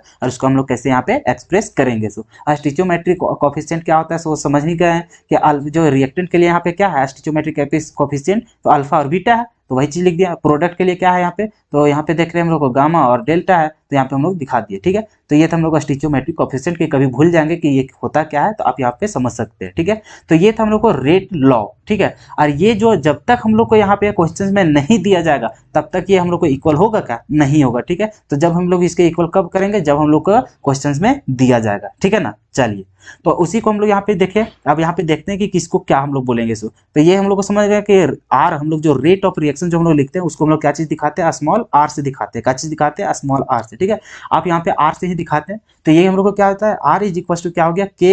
ये के हम लोग को क्या है, जो हम लोग को प्रोपोर्शनैलिटी जो वहाँ पे हटाए उसकी जगह हम लोग ये कॉन्स्टेंट आया। उसके बाद ये कंसंट्रेशन तो हम लोग जान ही रहे कि कैसे हम लोग रिएक्टेंट का कंसंट्रेशन प्रोडक्ट लिखते हैं। ठीक है, चलिए अब यहाँ पर देखते हैं कि आर आखिर है क्या। तो आर हम लोग क्या लिखते हैं, रेट ऑफ रिएक्शन, जिसको आर ओ आर भी हम लोग दिखाते हैं कहीं कहीं, है कि नहीं। हमेशा हम लोग कहीं आर ओ आर दिखेगा तो इसका मतलब समझ आएगा रेट ऑफ रिएक्शन बोल रहा है। ठीक है, या फिर स्मॉल आर दिखेगा तो वही चीज बोल रहा है। ठीक है, चलिए अब ये के क्या है, तो के हम लोग बोलते हैं यहाँ पे रेट कांस्टेंट या फिर स्पेसिफिक रेट कांस्टेंट बोलते हैं। कहीं कहीं क्वेश्चन में आपको पगलाने के लिए थोड़ा सा दे देगा स्पेसिफिक मतलब रिएक्शन, तो आप यहाँ पे टेंशन मत लीजिएगा। स्पेसिफिक रिएक्शन किसको बोलते हैं, यही कांस्टेंट के को हम लोग बोलते हैं। ठीक है, और रेट कांस्टेंट तो आप समझ ही जाइएगा कि के को ही बोल रहे हैं। अब ये जो यहाँ पे देख रहे हैं कि क्या चाहिए, यहाँ पे स्क्वायर ब्रैकेट के अंदर में ए लिखा हुआ रहता है। ये स्क्वायर ब्रैकेट का मतलब हो जाता है आपका कंसंट्रेशन। क्या हो जाता है, कंसंट्रेशन।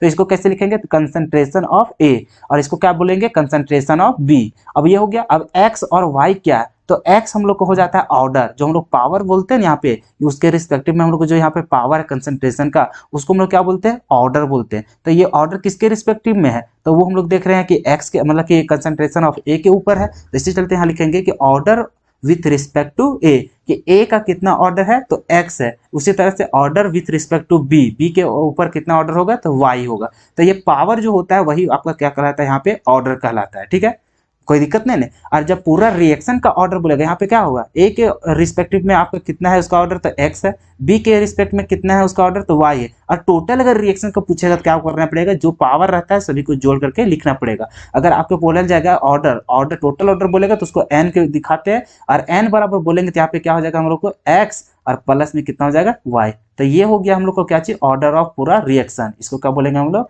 Order of reaction. ठीक है, ऑर्डर ऑफ रिएक्शन। ठीक है ना, चलिए कोई दिक्कत नहीं। ये एन हम लोग को क्या दिखाता है, ऑर्डर ऑफ रिएक्शन। और ये हम लोग को क्या हो जाएगा, जब हम लोग रिएक्शन का पूरा ऑर्डर निकालते हैं तो ये हम लोग को जो पावर होता है दोनों को सम करने के बाद जो हम लोग को आता है वही हम लोग को जाता है ऑर्डर ऑफ रिएक्शन। ठीक है ना, तो यहाँ पे हम लोग को क्या चीज करना था, तो यहाँ पे एक्स हम लोग को दिखाता है कि ए के रिस्पेक्ट में कितना ऑर्डर है, और ये वाई हम लोग को क्या दिखाता है, बी के रिस्पेक्ट में कितना ऑर्डर है। और अगर पूरा ऑर्डर देखना चाहे हम लोग को रिएक्शन का, तो क्या करना पड़ेगा, एक्स प्लस वाई को हम लोग को जोड़ना पड़ेगा, और उसी के बराबर हम लोग कितना मान लेते हैं, एन मान लेते हैं। ठीक है ना, कोई दिक्कत नहीं। और ये एन हम लोग को क्या दिखाता है, ऑर्डर दिखाता है। ठीक है, चलिए तो सभी चीज यहाँ पे डिस्कस कर लिए। तो इस तरह से हम लोग यहाँ पे रेट लॉ आखिर होता क्या है उसको भी हम लोग देख लिए, उसको हम लोग कैसे यहाँ पे एक्सप्रेस करेंगे वो भी हम लोग समझ गए। ठीक है, चलिए अब आगे हम लोग को आ जाता है ऑर्डर। जब ऑर्डर का बात चल रहा है तो ऑर्डर के बारे में हम लोग थोड़ा सा पढ़ लेते हैं कि आखिर ऑर्डर के बारे में हम लोग को क्या क्या जानना है।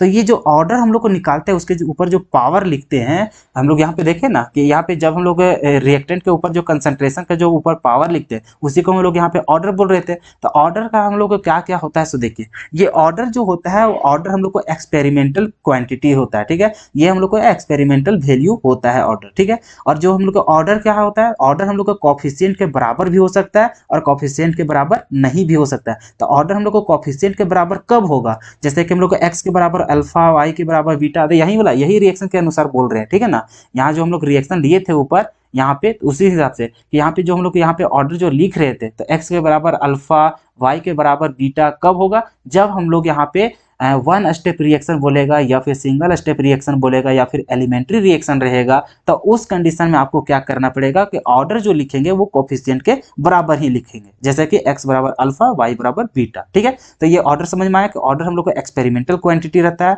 और ऑर्डर कब हम लोग कोफिशिएंट के बराबर होगा, जब हम लोग को वह सिंगल स्टेप रहेगा या फिर वन स्टेप या फिर एलिमेंट्री रिएक्शन लिखा हुआ रहेगा तब। ठीक है, आगे देखते हैं।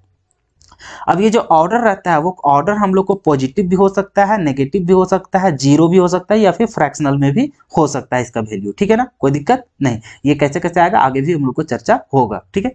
अब फोर्थ पॉइंट में क्या चाहिए, for complex reaction order can be calculated by mechanism of reaction. अब ये जो पॉइंट है क्या चाहिए, क्वेश्चन नंबर मतलब पॉइंट नंबर 4, इसको हम लोग डिस्कस करते हैं, लेकिन अभी आपके सिलेबस में उतना अच्छा तरीका से पूछता नहीं है और बोर्ड एग्जाम में इसको हम लोग को जानना उतना जरूरी नहीं है। हालांकि चैप्टर में दिया हुआ है और इसको जानना बहुत जरूरी हो जाता है, ठीक ना। अगर पूरा चैप्टर को पढ़ना चाहते हैं तो ये पॉइंट को समझने के लिए एक हम लोग को लेक्चर जो बनेगा अगला लेक्चर, तो वहां पर भी एक पॉइंट हम लोग छोड़ देंगे भी पढ़ने के लिए, क्योंकि वो हम लोग को जैक बोर्ड के लिए जरूरी नहीं होता। लेकिन वही अगर आप अच्छा करना चाहते हैं केमिस्ट्री के फील्ड में तो आपको पढ़ना ही पड़ेगा ये रिएक्शन को, समझ में आया। तो हम लोग ये जो हम लोग यहाँ देखिए रिएक्शन हम लोग को दो प्रकार के होता है, एक हम लोग को एलिमेंट्री हो गया और एक हम लोग को कॉम्प्लेक्स हो गया, ठीक है। जो एलिमेंट्री क्या होता है हम लोग को सिंगल स्टेप होता है या फिर वन स्टेप में होता है, ठीक है ना।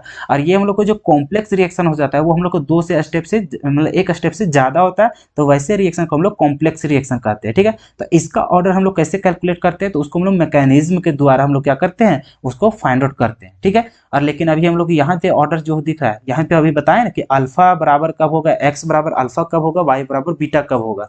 तो अगर वो एलिमेंट्री होगा तो वो डायरेक्ट समझ जाएंगे, उसका जो कोफिशिएंट रहेगा उसी के इक्वल हो जाएगा। और अगर हम लोग को ये तीनों अगर नहीं दिखाया मतलब कि एलिमेंट्री रिएक्शन नहीं रहेगा तो वो कुल मिला के क्या हो गया हम लोग का कॉम्प्लेक्स रिएक्शन हो गया। और कॉम्प्लेक्स रिएक्शन का जो हम लोग को ऑर्डर लिखाता है वो हम लोग कहाँ से कैलकुलेट करते हैं, उसके मैकेनिज्म के अनुसार वहां से हम लोग कैलकुलेट करते हैं, ठीक है। हालांकि ये पॉइंट को हम लोग उतना इग्नोर करेंगे, हालांकि लिखने का जब डिफरेंस आएगा उस समय हम लोग इसको लिख देंगे, हालांकि इसको अभी हम लोग चर्चा नहीं करेंगे, ठीक है। जैक बोर्ड के लिए उतना इंपॉर्टेंट नहीं है, ठीक है। तो ये ऑर्डर के बारे में चर्चा था, ऑर्डर आप अच्छा तरीके से समझ गए होंगे कि क्या होता है ऑर्डर, ठीक है। चलिए अब आ जाते हैं हम लोग यूनिट ऑफ के का यूनिट। यहाँ से भी क्वेश्चन आपका एक एक मार्क्स का बनते रहता है। आप अगर मॉडल पेपर में देखे होंगे तो वहां पर भी दिखाई दिया होगा कि यूनिट ऑफ के या फिर यूनिट ऑफ रेट कांस्टेंट, ये जो होता है के, इसी को तो हम लोग रेट कांस्टेंट बोल रहे हैं। देखिए यहाँ पे इसको लिखे कि नहीं, देखिए तो के इज इक्वल टू क्या बोल रहे थे यहाँ, रेट कांस्टेंट या फिर स्पेसिफिक रेट मतलब रिएक्शन ऑफ रिएक्शन रेट हम लोग यहाँ पे बोलते हैं, स्पेसिफिक रिएक्शन रेट हम लोग यहाँ पे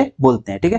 तो वही चीज हम लोग को कभी कभी पूछता है, हमेशा मतलब पूछते करता है। आप देखे होंगे जितने भी क्वेश्चन बैंक यहाँ पे सॉल्यूशन किए हैं सभी में आपको लगातार पूछा ही है कि नहीं, कि वहां पे पूछा था कि यूनिट ऑफ के या फिर यूनिट ऑफ रेट कॉन्स्टेंट। तो यूनिट मतलब रेट कॉन्स्टेंट का यूनिट क्या होता है उसको यहाँ पे हम लोग को लिखना पड़ता है। तो ये हम लोग कैसे निकालेंगे उसको सबसे पहले समझने की कोशिश कीजिए। तो ये के हम लोग को कहाँ से आया था, जब हम लोग रेट ऑफ रिएक्शन जब रेट लॉ के अनुसार यहाँ पे लिखे थे तो हम लोग को इस तरह से हुआ था। हम लोग को डायरेक्टली यहाँ पे क्या होता था, मतलब डायरेक्टली प्रोपोर्शनल होता था, तो वही प्रोपोर्शनैलिटी को हम लोग हटा देते तो उसके जगह हम लोग को क्या आया था, के का वैल्यू हम लोग को आया था। अब इसका हम लोग को क्या निकालना है, यूनिट निकालना। कैसे निकालेंगे देखिए, तो सबसे पहले सभी का इसका निकालना है तो इसका यूनिट जानना पड़ेगा, इसका यूनिट जानना पड़ेगा, इसका यूनिट जानना पड़ेगा, है कि नहीं। चलिए तो यहाँ पे देखिए आर को हम लोग क्या जानते थे, रेट ऑफ रिएक्शन। और रेट ऑफ रिएक्शन को हम लोग कैसे डिफाइन किए थे कि change in concentration of reactant या प्रोडक्ट, और नीचे क्या होता था चेंज इन टाइम। तो ऊपर क्या है चेंज इन कंसंट्रेशन, और कंसंट्रेशन को हम लोग क्या चीज दिखाते हैं, मोलैरिटीज दिखाते हैं या फिर मोल पर लीटर से दिखाते हैं। तो ऊपर क्या हो गया मोलैरिटी और पर टाइम, मतलब कि नीचे क्या हो जाता था चेंज इन टाइम, तो उसमें क्या लिखते थे सेकेंड, और सेकेंड ऊपर जाएगा मतलब टाइम, ऊपर से क्या हो जाएगा पर टाइम हो जाएगा। तो यूनिट ऑफ आर क्या होता था हम लोग को, मोलैरिटी पर टाइम हम लोग को होता था, बात समझ में आया। तो ये होता है हम लोग का आर का, हम लोग का वहां पे क्या चीज उसका यूनिट। तो आर के जगह हम कितना बिठा दिए, इतना हम लोग उसका यूनिट बिठा दिए। अब के का निकालना है तो के यहाँ पे लिख दिए, ठीक है। चलिए अब यहाँ पर देखिए ए, ये हम लोग को क्या चाहिए कंसंट्रेशन है, और कंसंट्रेशन को तो हम लोग मोलैरिटी ही लिखते हैं जी। तब मोलैरिटी लिख दिए, और इसके पावर में एक्स था तो एक्स हम लोग दिखा दिए। अब यहाँ पे देखिए बी हम लोग को क्या है कंसंट्रेशन है, और कंसंट्रेशन है तो इसका भी हम लोग क्या लिखेंगे यूनिट, मोलैरिटी लिखेंगे। तो यहाँ पे मोलैरिटी हो गया, और इसके पावर में कितना था वाई, तो यहाँ पे वाई रहने दी, कोई दिक्कत यहाँ तक नहीं।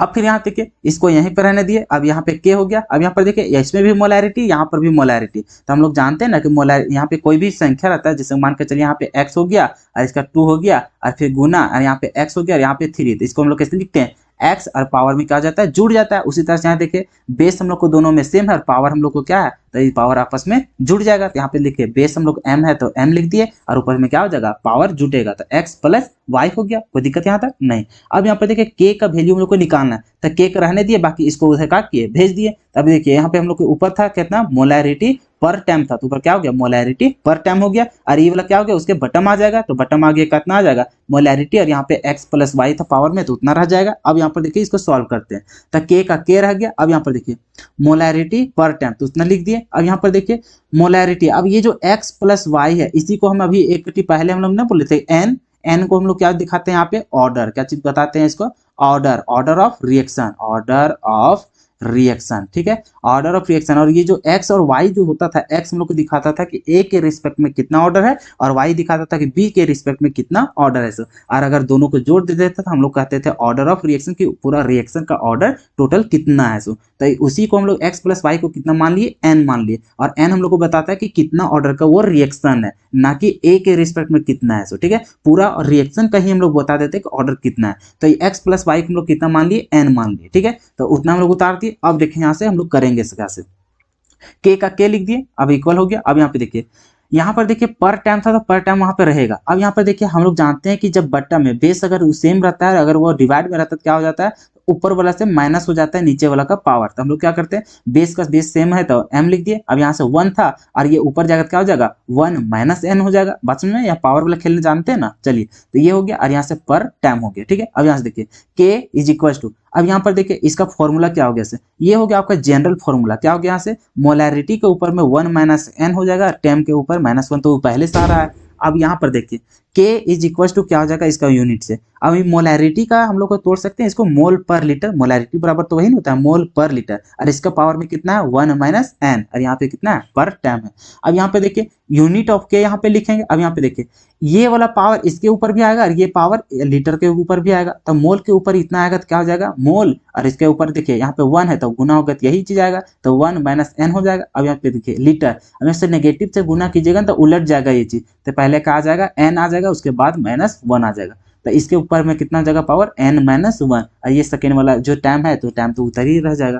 तो इस तरह से हम लोग देखें कि यूनिट ऑफ जो k होता है उसका जो जनरल फॉर्मूला होता है वो कितना होता है, मोल के ऊपर में 1 माइनस n और लीटर के ऊपर में n -1, और टाइम तो इनवर्स में रहता है तो रहता ही है। मान के चलिए आपका फर्स्ट ऑर्डर रहेगा, क्या चीज फर्स्ट ऑर्डर रिएक्शन, आगे फिर हम लोग समझेंगे जब ऑर्डर पढ़ेंगे ना, first order, zero order, second order, तो उसमें आपको पूरा क्लियर हो जाएगा अगले लेक्चर में। तो हम लोग यहाँ पर देखिए मान के चलिए आपका जो रिएक्शन है, क्या चीज आपका रिएक्शन है वो बोल देगा आपको कि फर्स्ट ऑर्डर रिएक्शन है, क्या चीज बोल देगा फर्स्ट ऑर्डर रिएक्शन है, ठीक है। तो फर्स्ट ऑर्डर रिएक्शन है तो आप क्या कीजिएगा, तो यहाँ पर n के जगह हम कितना बिठाएंगे 1, यहाँ पे क्या बोले फर्स्ट ऑर्डर रिएक्शन है, क्या चीज फर्स्ट ऑर्डर रिएक्शन है, तो मतलब समझ गए कि रिएक्शन का जो ऑर्डर है वो कितना है फर्स्ट, तो इसका मतलब है n के जगह हम कितना होगा 1, तो फर्स्ट ऑर्डर रिएक्शन का रेट कांस्टेंट हम लोग निकालेंगे तो कितना होगा, तो n के जगह कितना बिठाना पड़ेगा 1 बिठाना पड़ेगा। दिखाइए मोल रहेगा, n के जगह कितना बिठाइएगा 1, तो 1 माइनस 1 कितना हो जाएगा 0, तो ये कितना हो जाएगा 1 के बराबर हो जाएगा। फिर यहाँ देखिए n के जगह कितना बिठाना पड़ेगा 1, तो 1 माइनस 1 कितना हो जाएगा 0, तो ये भी कितना हो जाएगा 1 के बराबर हो जाएगा। अब यहाँ पे देखिए कितना हो जाएगा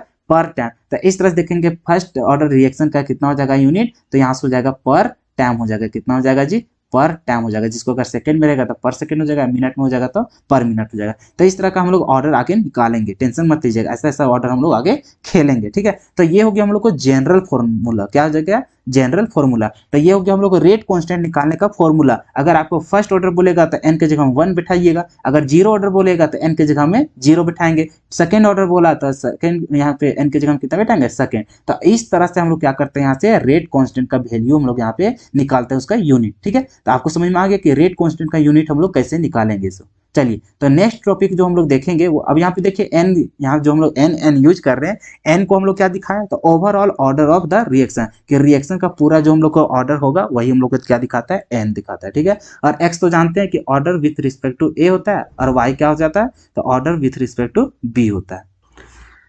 अब देखिए यहाँ पे रेट और रेट कांस्टेंट में यहाँ पे थोड़ा सा डिफरेंस को समझते हैं।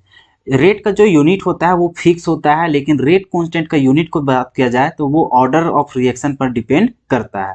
जैसे कि हम लोग देखें कि यहाँ पर n का वैल्यू जितना हम लोग को रहेगा उसी के अकॉर्डिंग इसका क्या हो जाएगा यूनिट पे हम लोग को चेंजेस आते रहेगी। लेकिन वही अगर हम लोग रेट का अगर हम लोग यहाँ पे यूनिट देखते हैं रेट ऑफ रिएक्शन का, तो उसमें हम लोग को क्या था कि change in concentration of reactant और प्रोडक्ट, और अपॉन में क्या रहेगा हम लोग को चेंज इन टाइम रहेगा। तो ऊपर में कंसंट्रेशन और नीचे हम लोग को टाइम रहता है, तो ऊपर से मोलैरिटी आएगा और नीचे से हम लोग को क्या आ जाएगा, पर सेकेंड आ जाएगा या फिर पर टाइम, अभी टाइम का ही बात कर रहे थे, पर टाइम आ जाएगा। ठीक है, तो हम लोग को ये हम लोग को क्या रहेगा, फिक्स रहेगा रेट का हम लोग को यूनिट। लेकिन वही हम लोग को रेट कांस्टेंट का बात किया जाता है, यहाँ पे हम लोग को डिपेंड करता है किस पे, तो नंबर ऑफ, मतलब कि यहाँ पे हम लोग ऑर्डर पे डिपेंड करता है, किस पे ऑर्डर करता है, ऑर्डर पे। तो यहाँ पे ऑर्डर पे डिपेंड करता है कि जितना ऑर्डर रहेगा उसी के अकॉर्डिंग क्या हो जाएगा, उसका यूनिट बदलते रहेगा। ठीक है, तो इसका फॉर्मूला हम लोग को ये होता है। ठीक है ना, तो ये हम लोग यहाँ पे देख लिए, इसका रेट कांस्टेंट है और रेट में यहाँ पे क्या हम लोग को डिफरेंस रहता है उसका यूनिट में। सो चलिए, अब हम लोग को आ जाता है क्वेश्चन, बार बार पूछता है कभी कभी कि फैक्टर अफेक्टिंग रेट कांस्टेंट के। तो रेट कांस्टेंट जो हम लोग को रहता है के, उसमें हम लोग को कौन कौन से फैक्टर पे वो हम लोग को डिपेंड करता है। सो तो वो हम लोग को सिर्फ 3 ही डिपेंड करता है, 3 ही फैक्टर्स पे क्या करता है, वो डिपेंड करता है। हालांकि यहाँ पे हम लोग सिर्फ 2 ही को बात करेंगे, कौन कौन सा, तो नेचर ऑफ रिएक्टेंट, रिएक्टेंट के नेचर पर डिपेंड करता है हमारा रेट कांस्टेंट, और फिर टेम्परेचर पे डिपेंड करता है। और ये जो लास्ट में जो हम लिखे हैं यहाँ पे प्रेशर ऑफ कैटालिस्ट, तो ये आपको बाद में समझ में आएगा कि आखिर ये हम लोग कहना क्या चाहते हैं और इसका यूज कहाँ होता है। सो ठीक है, तो हालांकि आपको अगर बोर्ड में एग्जाम में आएगा तो आप लिखने की कोशिश कीजिएगा तीनों, और नहीं तो आपको लिखने के लिए आ जाता है फैक्टर्स अफेक्टिंग रेट कांस्टेंट, तो आप सिर्फ 2 को भी लिख सकते हैं, नेचर ऑफ रिएक्टेंट और टेम्परेचर। नहीं, आप कोशिश कीजिएगा प्रेशर ऑफ कैटालिस्ट भी यूज कर लीजिएगा। तो ये प्रेशर ऑफ कैटालिस्ट को समझना भी, तो उसके लिए पूरा चैप्टर को समझना पड़ेगा, उसके बाद ये बात समझ में आती। ठीक है, तो ये अगर आपके बात कभी आ जाता है रेट कांस्टेंट के बारे में कि उस कौन कौन सा फैक्टर्स पे डिपेंड करता है, तो आप ये चीज लिख लीजिएगा। ठीक है, चलिए अब आ जाते हैं यहाँ पे क्वेश्चंस, क्या आ जाते हैं क्वेश्चन। यहाँ पे बोल रहा है find order of the reaction, यहाँ पे एक रिएक्शन दिया हुआ है और यहाँ पे बोल रहा है हम लोग को इसका ऑर्डर लिखने के लिए, क्या बोल रहा है, इसका ऑर्डर लिखने के लिए कि इसका ऑर्डर कितना होगा। तो बताइए आपको क्या दिया है, तो रेट कांस्टेंट का यहाँ पे वैल्यू दिया है और इसी की मदद से आपको क्या करना है, यहाँ पे ऑर्डर लिखना है रिएक्शन का। तो हम लोग कैसे लिखेंगे, सो देखिए बहुत आसान चीज है। आप क्या कीजिएगा, रेट कांस्टेंट जो हम लोग रहता था, जैसे कि हम लोग यहाँ पे देखते हैं रेट कांस्टेंट का अगर इसका यूनिट का लिखना चाहते हैं तो ये हम लोग को क्या होता था, मोलैरिटी, क्या होता था, मोलैरिटी, या तो फिर आप ऐसे जानते हैं इसको, अगर इस तरह से याद किए तो ऐसे कीजिए मोल, और यहाँ पे क्या था 1 - n था, और यहाँ पे क्या था लीटर था, और इसके पावर भी कितना था, उल्टा n - 1 हो जाता था। और यहाँ पे क्या हो जाएगा, अगर सेकेंड में बात करें तो इसका मतलब यहाँ पे पर सेकेंड हो जाएगा, टाइम तो यहाँ इन्वर्स में ही रहता था, तो यहाँ सेकेंड दिखा है तो इसका मतलब सेकेंड हो जाएगा। अब देखिए हम लोग को क्या करना है, सो हम लोग को इतना बराबर जो हम लोग को जनरल फॉर्मूला होता है इसी के अनुसार हम लोग को क्या करना है, यहाँ पे के का वैल्यू निकालना है। अब के में देखिए यहाँ पे कितना हम लोग को सिर्फ पर सेकेंड है, कितना जी, पर सेकेंड, और पर सेकेंड लाने के लिए सिर्फ हम लोग को यहाँ पे कितना बचाना पड़ेगा, पर सेकेंड। तो पर सेकेंड में लाने के लिए यहाँ पे जितना भी हम लोग n का वैल्यू यहाँ पे बिठाएंगे तो n ही तो हम लोग को क्या होता है, ऑर्डर कहलाता है। तो फट से हम लोग समझ जाएंगे कि n का वैल्यू कितना, जितना आएगा हम लोग निकलेगा उतना ही हम लोग को क्या हो जाएगा, ऑर्डर ऑफ रिएक्शन हो जाएगा। तो कैसे फाइंड आउट करेंगे, तो देखिए यहाँ पे के बराबर हम लोग को क्या करना पड़ेगा, इसको भी 1 करना पड़ेगा और इसको भी 1 करना पड़ेगा, तभी तो ये खत्म हो जाएगा। तभी तो सिर्फ हम लोग को कितना बचना चाहिए, पर सेकेंड, क्योंकि हम लोग यहाँ पे देख रहे हैं इसका यूनिट कितना है जी, पर सेकेंड सिर्फ है, ना ही हम लोग को लीटर दिखाई दे रहा है, ना ही हम लोग को मोल दिखाई दे रहा है। तो इसका मतलब समझ गए कि n बराबर अगर 1 हम लोग यहाँ पे लाएंगे तो हम लोग को अगर इस तरह से करना पड़ेगा, देखिए यहाँ पे मोल तो यहाँ पे हो जाएगा, अगर फर्स्ट ऑर्डर के लिए यहाँ पे निकालेंगे तो हम लोग क्या हो जाएगा, 1 - 1 हो जाएगा, और फिर इसी तरह से लीटर के ऊपर अगर हम लोग बिठाएंगे तो यहाँ क्या हो जाएगा, n - 1 हो जाएगा।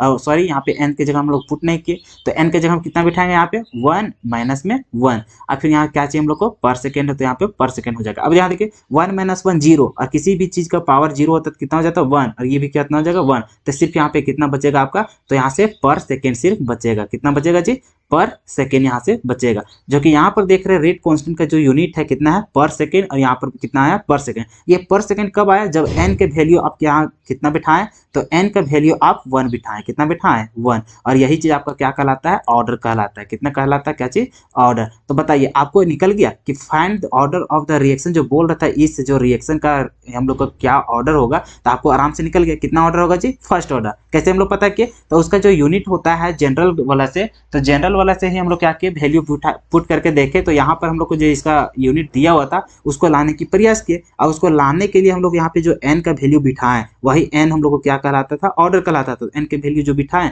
वही हो गया हम लोग को n का वैल्यू, और n का वैल्यू ही हम लोग को क्या कहलाता था, ऑर्डर। तो ऑर्डर हम लोग को निकल गया। तो बताइए इस तरह का क्वेश्चन अगर आपके एग्जाम में आएगा तो क्या आपसे बन जाएगा, उम्मीद है कि आपसे बन जाएगा। ठीक है, आप कैसे सॉल्व किए, अगर अभी भी आपको नहीं समझ में आया तो थोड़ा सा वीडियो को पीछे कर लीजिए, फिर से मेरी बातों को सुनने की कोशिश कीजिए, आपको अच्छा तरीका से समझ में आ जाएगा कि मैं कहना क्या चाह रहा था। ठीक है, चलिए इस तरह से बन गया, तो नेक्स्ट टॉपिक को देखते हैं। अब यहाँ पे देखिए नेक्स्ट क्वेश्चन क्या है, सो अ केमिकल रिएक्शन, यहाँ पे केमिकल रिएक्शन दिया हुआ है 2A + 2B, जिससे हम लोग को क्या बन रहा है, प्रोडक्ट बन रहा है।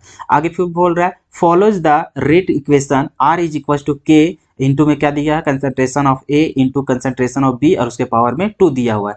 तो then order of reaction is, अब इसको कैसे लिखेंगे सो समझिए। तो जब भी आपको इस तरह से हम लोग को दिया रहेगा एक्सप्रेशन, रेट लॉ के एक्सप्रेशन में अगर कहीं भी आपको लिखा हुआ रहेगा और अगर हमको लिखना पड़ेगा क्या चीज, ऑर्डर लिखना पड़ेगा, तो हम लोग क्या करेंगे, तो उसके जो ऊपर में जो पावर रहता है, पावर को हम लोग सम कर देंगे और सम के बराबर जितना आएगा उसी को हम लोग लिखेंगे। जैसे कि अगर इस रिएक्शन के बारे में अगर देखें तो हम लोग को x बराबर कितना दिख रहा है, 1 दिखा रहा है, हम लोग जानते हैं ना, इसके ऊपर हम लोग x मानते थे, अब इतना आ गया। और y बराबर कितना है, अभी y की जगह हम कितना है 2 है, तो 2 आ गया। और हम लोग जानते हैं ऑर्डर जो निकालते हैं n बराबर ही हम लोग क्या करते थे, तो x + y निकालते थे। तो n बराबर जो निकालेंगे, x की जगह हम कितना है 1 और y की जगह हम कितना है 2 हो गया, इतना हो गया। अब यहाँ से n बराबर निकालेंगे तो कितना हो जाएगा, 3 हो जाएगा, कितना हो जाएगा जी, 3 हो जाएगा, इतना हो जाएगा। अब देखिए इसका जो ऑर्डर होगा, इसका जो ऑर्डर होगा, ऑर्डर कितना हो जाएगा, तो आपका हो जाएगा इसका 3 हो जाएगा आंसर, कितना हो जाएगा 3। बात समझ में आए? तो जब भी इस तरह का रिएक्शन दिया रहेगा और आपको अगर कहीं पर रेट लॉ एक्सप्रेशन के अनुसार यहाँ पे रेट को लिखा हुआ दिखेगा, तो आपको क्या करना है, ऑर्डर निकालने के लिए यहाँ पे जो पावर रहता है, पावर को सम कर लीजिएगा। सम करने के बाद जो आंसर आएगा वही उसका क्या हो जाता है, ऑर्डर हो जाता है। ठीक है, तो आपका आंसर कौन सा हो जाता है, 3 हो जाता है। मतलब कि ये रिएक्शन का जो ऑर्डर होगा वो कितना होगा, 3 ऑर्डर होगा। ठीक है, चलिए तो अब नेक्स्ट टॉपिक को देखते हैं।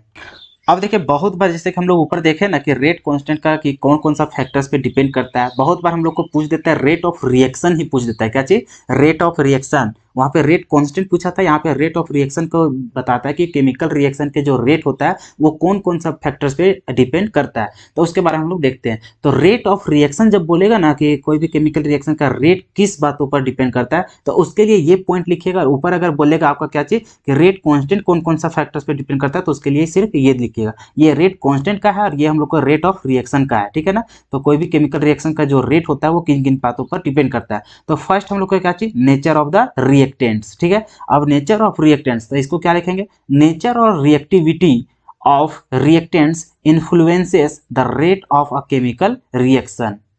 तो यहाँ पे क्या हो जाएगा, केमिकल हो जाएगा, क्या जाएगा, केमिकल। ठीक है, तो हम लोग को नेचर पे, हम लोग को जो रिएक्टेंट का जो हम लोग को नेचर होता है उसी पे हम लोग को जो केमिकल रिएक्शन का रेट होता है वो हम लोग को निर्धारित होता है। ठीक है, तो ये हो गया हम लोग को फर्स्ट पॉइंट। और सेकंड पॉइंट में क्या है, तो size of the particles of the reactants. तो हम लोग यहाँ पे क्या लिखेंगे, तो smaller the size of the reactant particles higher is the rate of the reaction. तो हम लोग को अगर रिएक्टेंट का पार्टिकल हम लोग अगर स्मॉल रहेगा, छोटा साइज में रहेगा, तो उस जो रिएक्शन रहेगा, रिएक्शन का जो रेट होगा वो हम लोग को क्या हो जाएगा, ज्यादा रहेगा। मतलब कि जितना छोटा हम लोग को रिएक्टेंट रहेगा उतना ज्यादा हम लोग को क्या हो जाएगा, तो रेट का वैल्यू हो जाएगा। ठीक है, तो ये इस पर हम लोग को डिपेंड करता है, size of the particle of the reactant पे। तीसरा हम लोग इस पर डिपेंड करता है, तो कंसंट्रेशन ऑफ द रिएक्टेंट्स। अब यहाँ पे देखिए क्या लिखेंगे, the rate of a chemical reaction increases with increase in the concentration of the reactants. कि हम लोग केमिकल रिएक्शन में अगर हम लोग रेट ऑफ जो हम लोग को कंसंट्रेशन होता है, क्या चीज, कंसंट्रेशन जो होता है हम लोग को रिएक्शन में रिएक्टेंट्स का, तो वो अगर हम लोग को क्या करेंगे, जितना हम लोग बढ़ाएंगे कंसंट्रेशन मतलब रिएक्टेंट का कंसंट्रेशन को जितना हम लोग बढ़ाएंगे उतना ज्यादा हम लोग को उस रिएक्शन का रेट भी बढ़ेगा। इसका मतलब है कि rate of reaction is directly proportional to concentration of the reactants. बात समझ में आया? तो ये इस पर भी डिपेंड करता है फैक्टर्स पर कि जितना हम लोग कंसंट्रेशन बढ़ाएंगे उतना ही ज्यादा हम लोग को रिएक्शन का रेट भी बढ़ेगा। उसके बाद आ जाता है फोर्थ पॉइंट, हम लोग को क्या है यहाँ पे, टेम्परेचर ऑफ द रिएक्शन। कि higher the temperature faster is the rate of a chemical reaction. कि जितना हम लोग टेम्परेचर बढ़ाएंगे उतना ज्यादा हम लोग को क्या होगा, केमिकल रिएक्शन का रेट भी इंक्रीज करेगा। मतलब ये भी हम लोग को क्या है, डायरेक्टली प्रोपोर्शनल होता है। फिर हम लोग आ गया 5 पॉइंट, क्या चीज हम लोग को हो गया, कैटालिस्ट। क्या चीज, कैटालिस्ट। तो presence of catalyst increases the rate of a chemical reaction. अगर हम लोग कोई भी केमिकल रिएक्शन में अगर कैटालिस्ट का यूज करते हैं तो कैटालिस्ट हम लोग क्या करता है, उस रिएक्शन का रेट को हम लोग को क्या करता है, बढ़ा देता है। तो कैटालिस्ट भी हम लोग को जो रेट ऑफ रिएक्शन होता है उसका डायरेक्टली प्रोपोर्शनल होता है। तो कौन कौन सा फैक्टर्स पे वो डिपेंड करता है, तो यहाँ पे 5 पॉइंट था। फर्स्ट में क्या था, नेचर ऑफ रिएक्टेंट्स पे, उसके बाद size of the particle of reactants पे, फिर कंसंट्रेशन ऑफ द रिएक्टेंट्स, फिर टेम्परेचर ऑफ द रिएक्टेंट्स, फिर हम लोग क्या देखे यहाँ पे, ओके, तो यहाँ पे हम लोग देखें कैटालिस्ट पर, ठीक है। तो ये 5 पॉइंट पर आपका क्या होता है, तो कोई भी केमिकल रिएक्शन का जो रेट होता है, रेट अब उस पर डिपेंड करता है, ठीक है। तो इस तरह से आज का लेक्चर हम लोग यहीं तक रहने देंगे। आगे का लेक्चर में हम लोग क्या क्या देखेंगे, सो देखिए हम लोग यहाँ पर देखेंगे एक्सपेरिमेंटल डिटर्मिनेशन ऑफ ऑर्डर। उसके बाद हम लोग फर्स्ट ऑर्डर, जीरो ऑर्डर और सेकेंड ऑर्डर उतना देखेंगे नहीं, सिर्फ हम लोग जीरो ऑर्डर और फर्स्ट ऑर्डर, ज़्यादा प्रायोरिटी किसको देंगे, फर्स्ट ऑर्डर रिएक्शन, और उसको हम लोग इंटीग्रेशन जो करके हम लोग डेरिवेशन करेंगे उसका फॉर्मूला, उसको देखेंगे, क्योंकि जो 5 मार्क्स का जो क्वेश्चन आता है वो वहीं से आता है, ठीक है। तो इसी चलते आप इतना बेसिक चीज़ों को कर लीजिए, इतना कर लीजिएगा तो आपका 3 मार्क्स, 1 मार्क्स, 2 मार्क्स का अगर क्वेश्चन आता है तो इतना आप कवर कर लेंगे, और आपका डिफिनेशन ये सब भी आएगा, तो इस लेक्चर से आप उतना कंप्लीट कर लेंगे। अब ऐसा मत सोचिएगा कि ये लेक्चर आपके लिए बेकार है, सो ये बहुत इंपॉर्टेंट है, इतना समझ जाइएगा तो उसके बाद आप आगे मतलब कि जो आगे आने वाला जो लेक्चर है उसमें आपको क्या हो जाएगा, पूरा हेल्पफुल रहेगा इसको, ठीक है। तो आज के लेक्चर इतना ही रहने देते हैं, क्योंकि वीडियो ज़्यादा लंबा हो जाएगा तो आपको दूसरा सब्जेक्ट भी पढ़ना होता है। तो फिर हम लोग अगले लेक्चर में क्या करेंगे, सारा कुछ को कवर करने की कोशिश करेंगे। तो अगला लेक्चर में हम लोग कोशिश करेंगे पूरा जितना बचा हुआ टॉपिक सभी को कवर कर देंगे, और साथ ही साथ प्रीवियस ईयर्स क्वेश्चंस को भी डिस्कशन कर देंगे, ठीक है। तो उम्मीद है कि 2 ही लेक्चर में आपका पूरा केमिकल काइनेटिक्स खत्म हो जाएगा, ठीक है। उसके बाद फिर एक और अगर एक्स्ट्रा मुझे क्वेश्चन देना पड़ेगा, इंपॉर्टेंट टाइप क्वेश्चन, तो उतना मैं करवा दूंगा, ठीक है। लेकिन उम्मीद है कि आपको सारा क्वेश्चन बन जाएगा, ठीक है। तो अगर आपको यह वीडियो अच्छा तरह से समझ में आया होगा तो वीडियो को लाइक कीजिए, वीडियो में कमेंट कीजिए। अगर किसी तरह का कन्फ्यूजन आया है, किसी तरह का सवाल है आपके मन में, तो आज आप नीचे जाकर के कमेंट कीजिए, मैं उसका ज़रूर जवाब दूंगा, ठीक है। और अगर कुछ किसी तरह का वैसा प्रॉब्लम होगा तो मैं अगले वीडियो में जो बनाऊंगा वहां पर आपको उसका डिस्कशन भी कर दूंगा, ठीक है, कि कौन सा टॉपिक आपको अच्छा तरीके से समझ में नहीं आया है, ठीक है। और जो बच्चे अभी इस चैनल में नए आए होंगे वो चैनल को सब्सक्राइब कर ले, और जितने भी वीडियो आएंगे सभी को फॉलो करते हुए चले जाए, आपका रिजल्ट पूरा 100% यहाँ पर मिलेगा, ठीक है। चलिए, तो यही बात पर हम यहाँ पे अपनी वाणी को विराम देता हूँ, और फिर मिलेंगे हम लोग अगले लेक्चर में, तब तक के लिए धन्यवाद।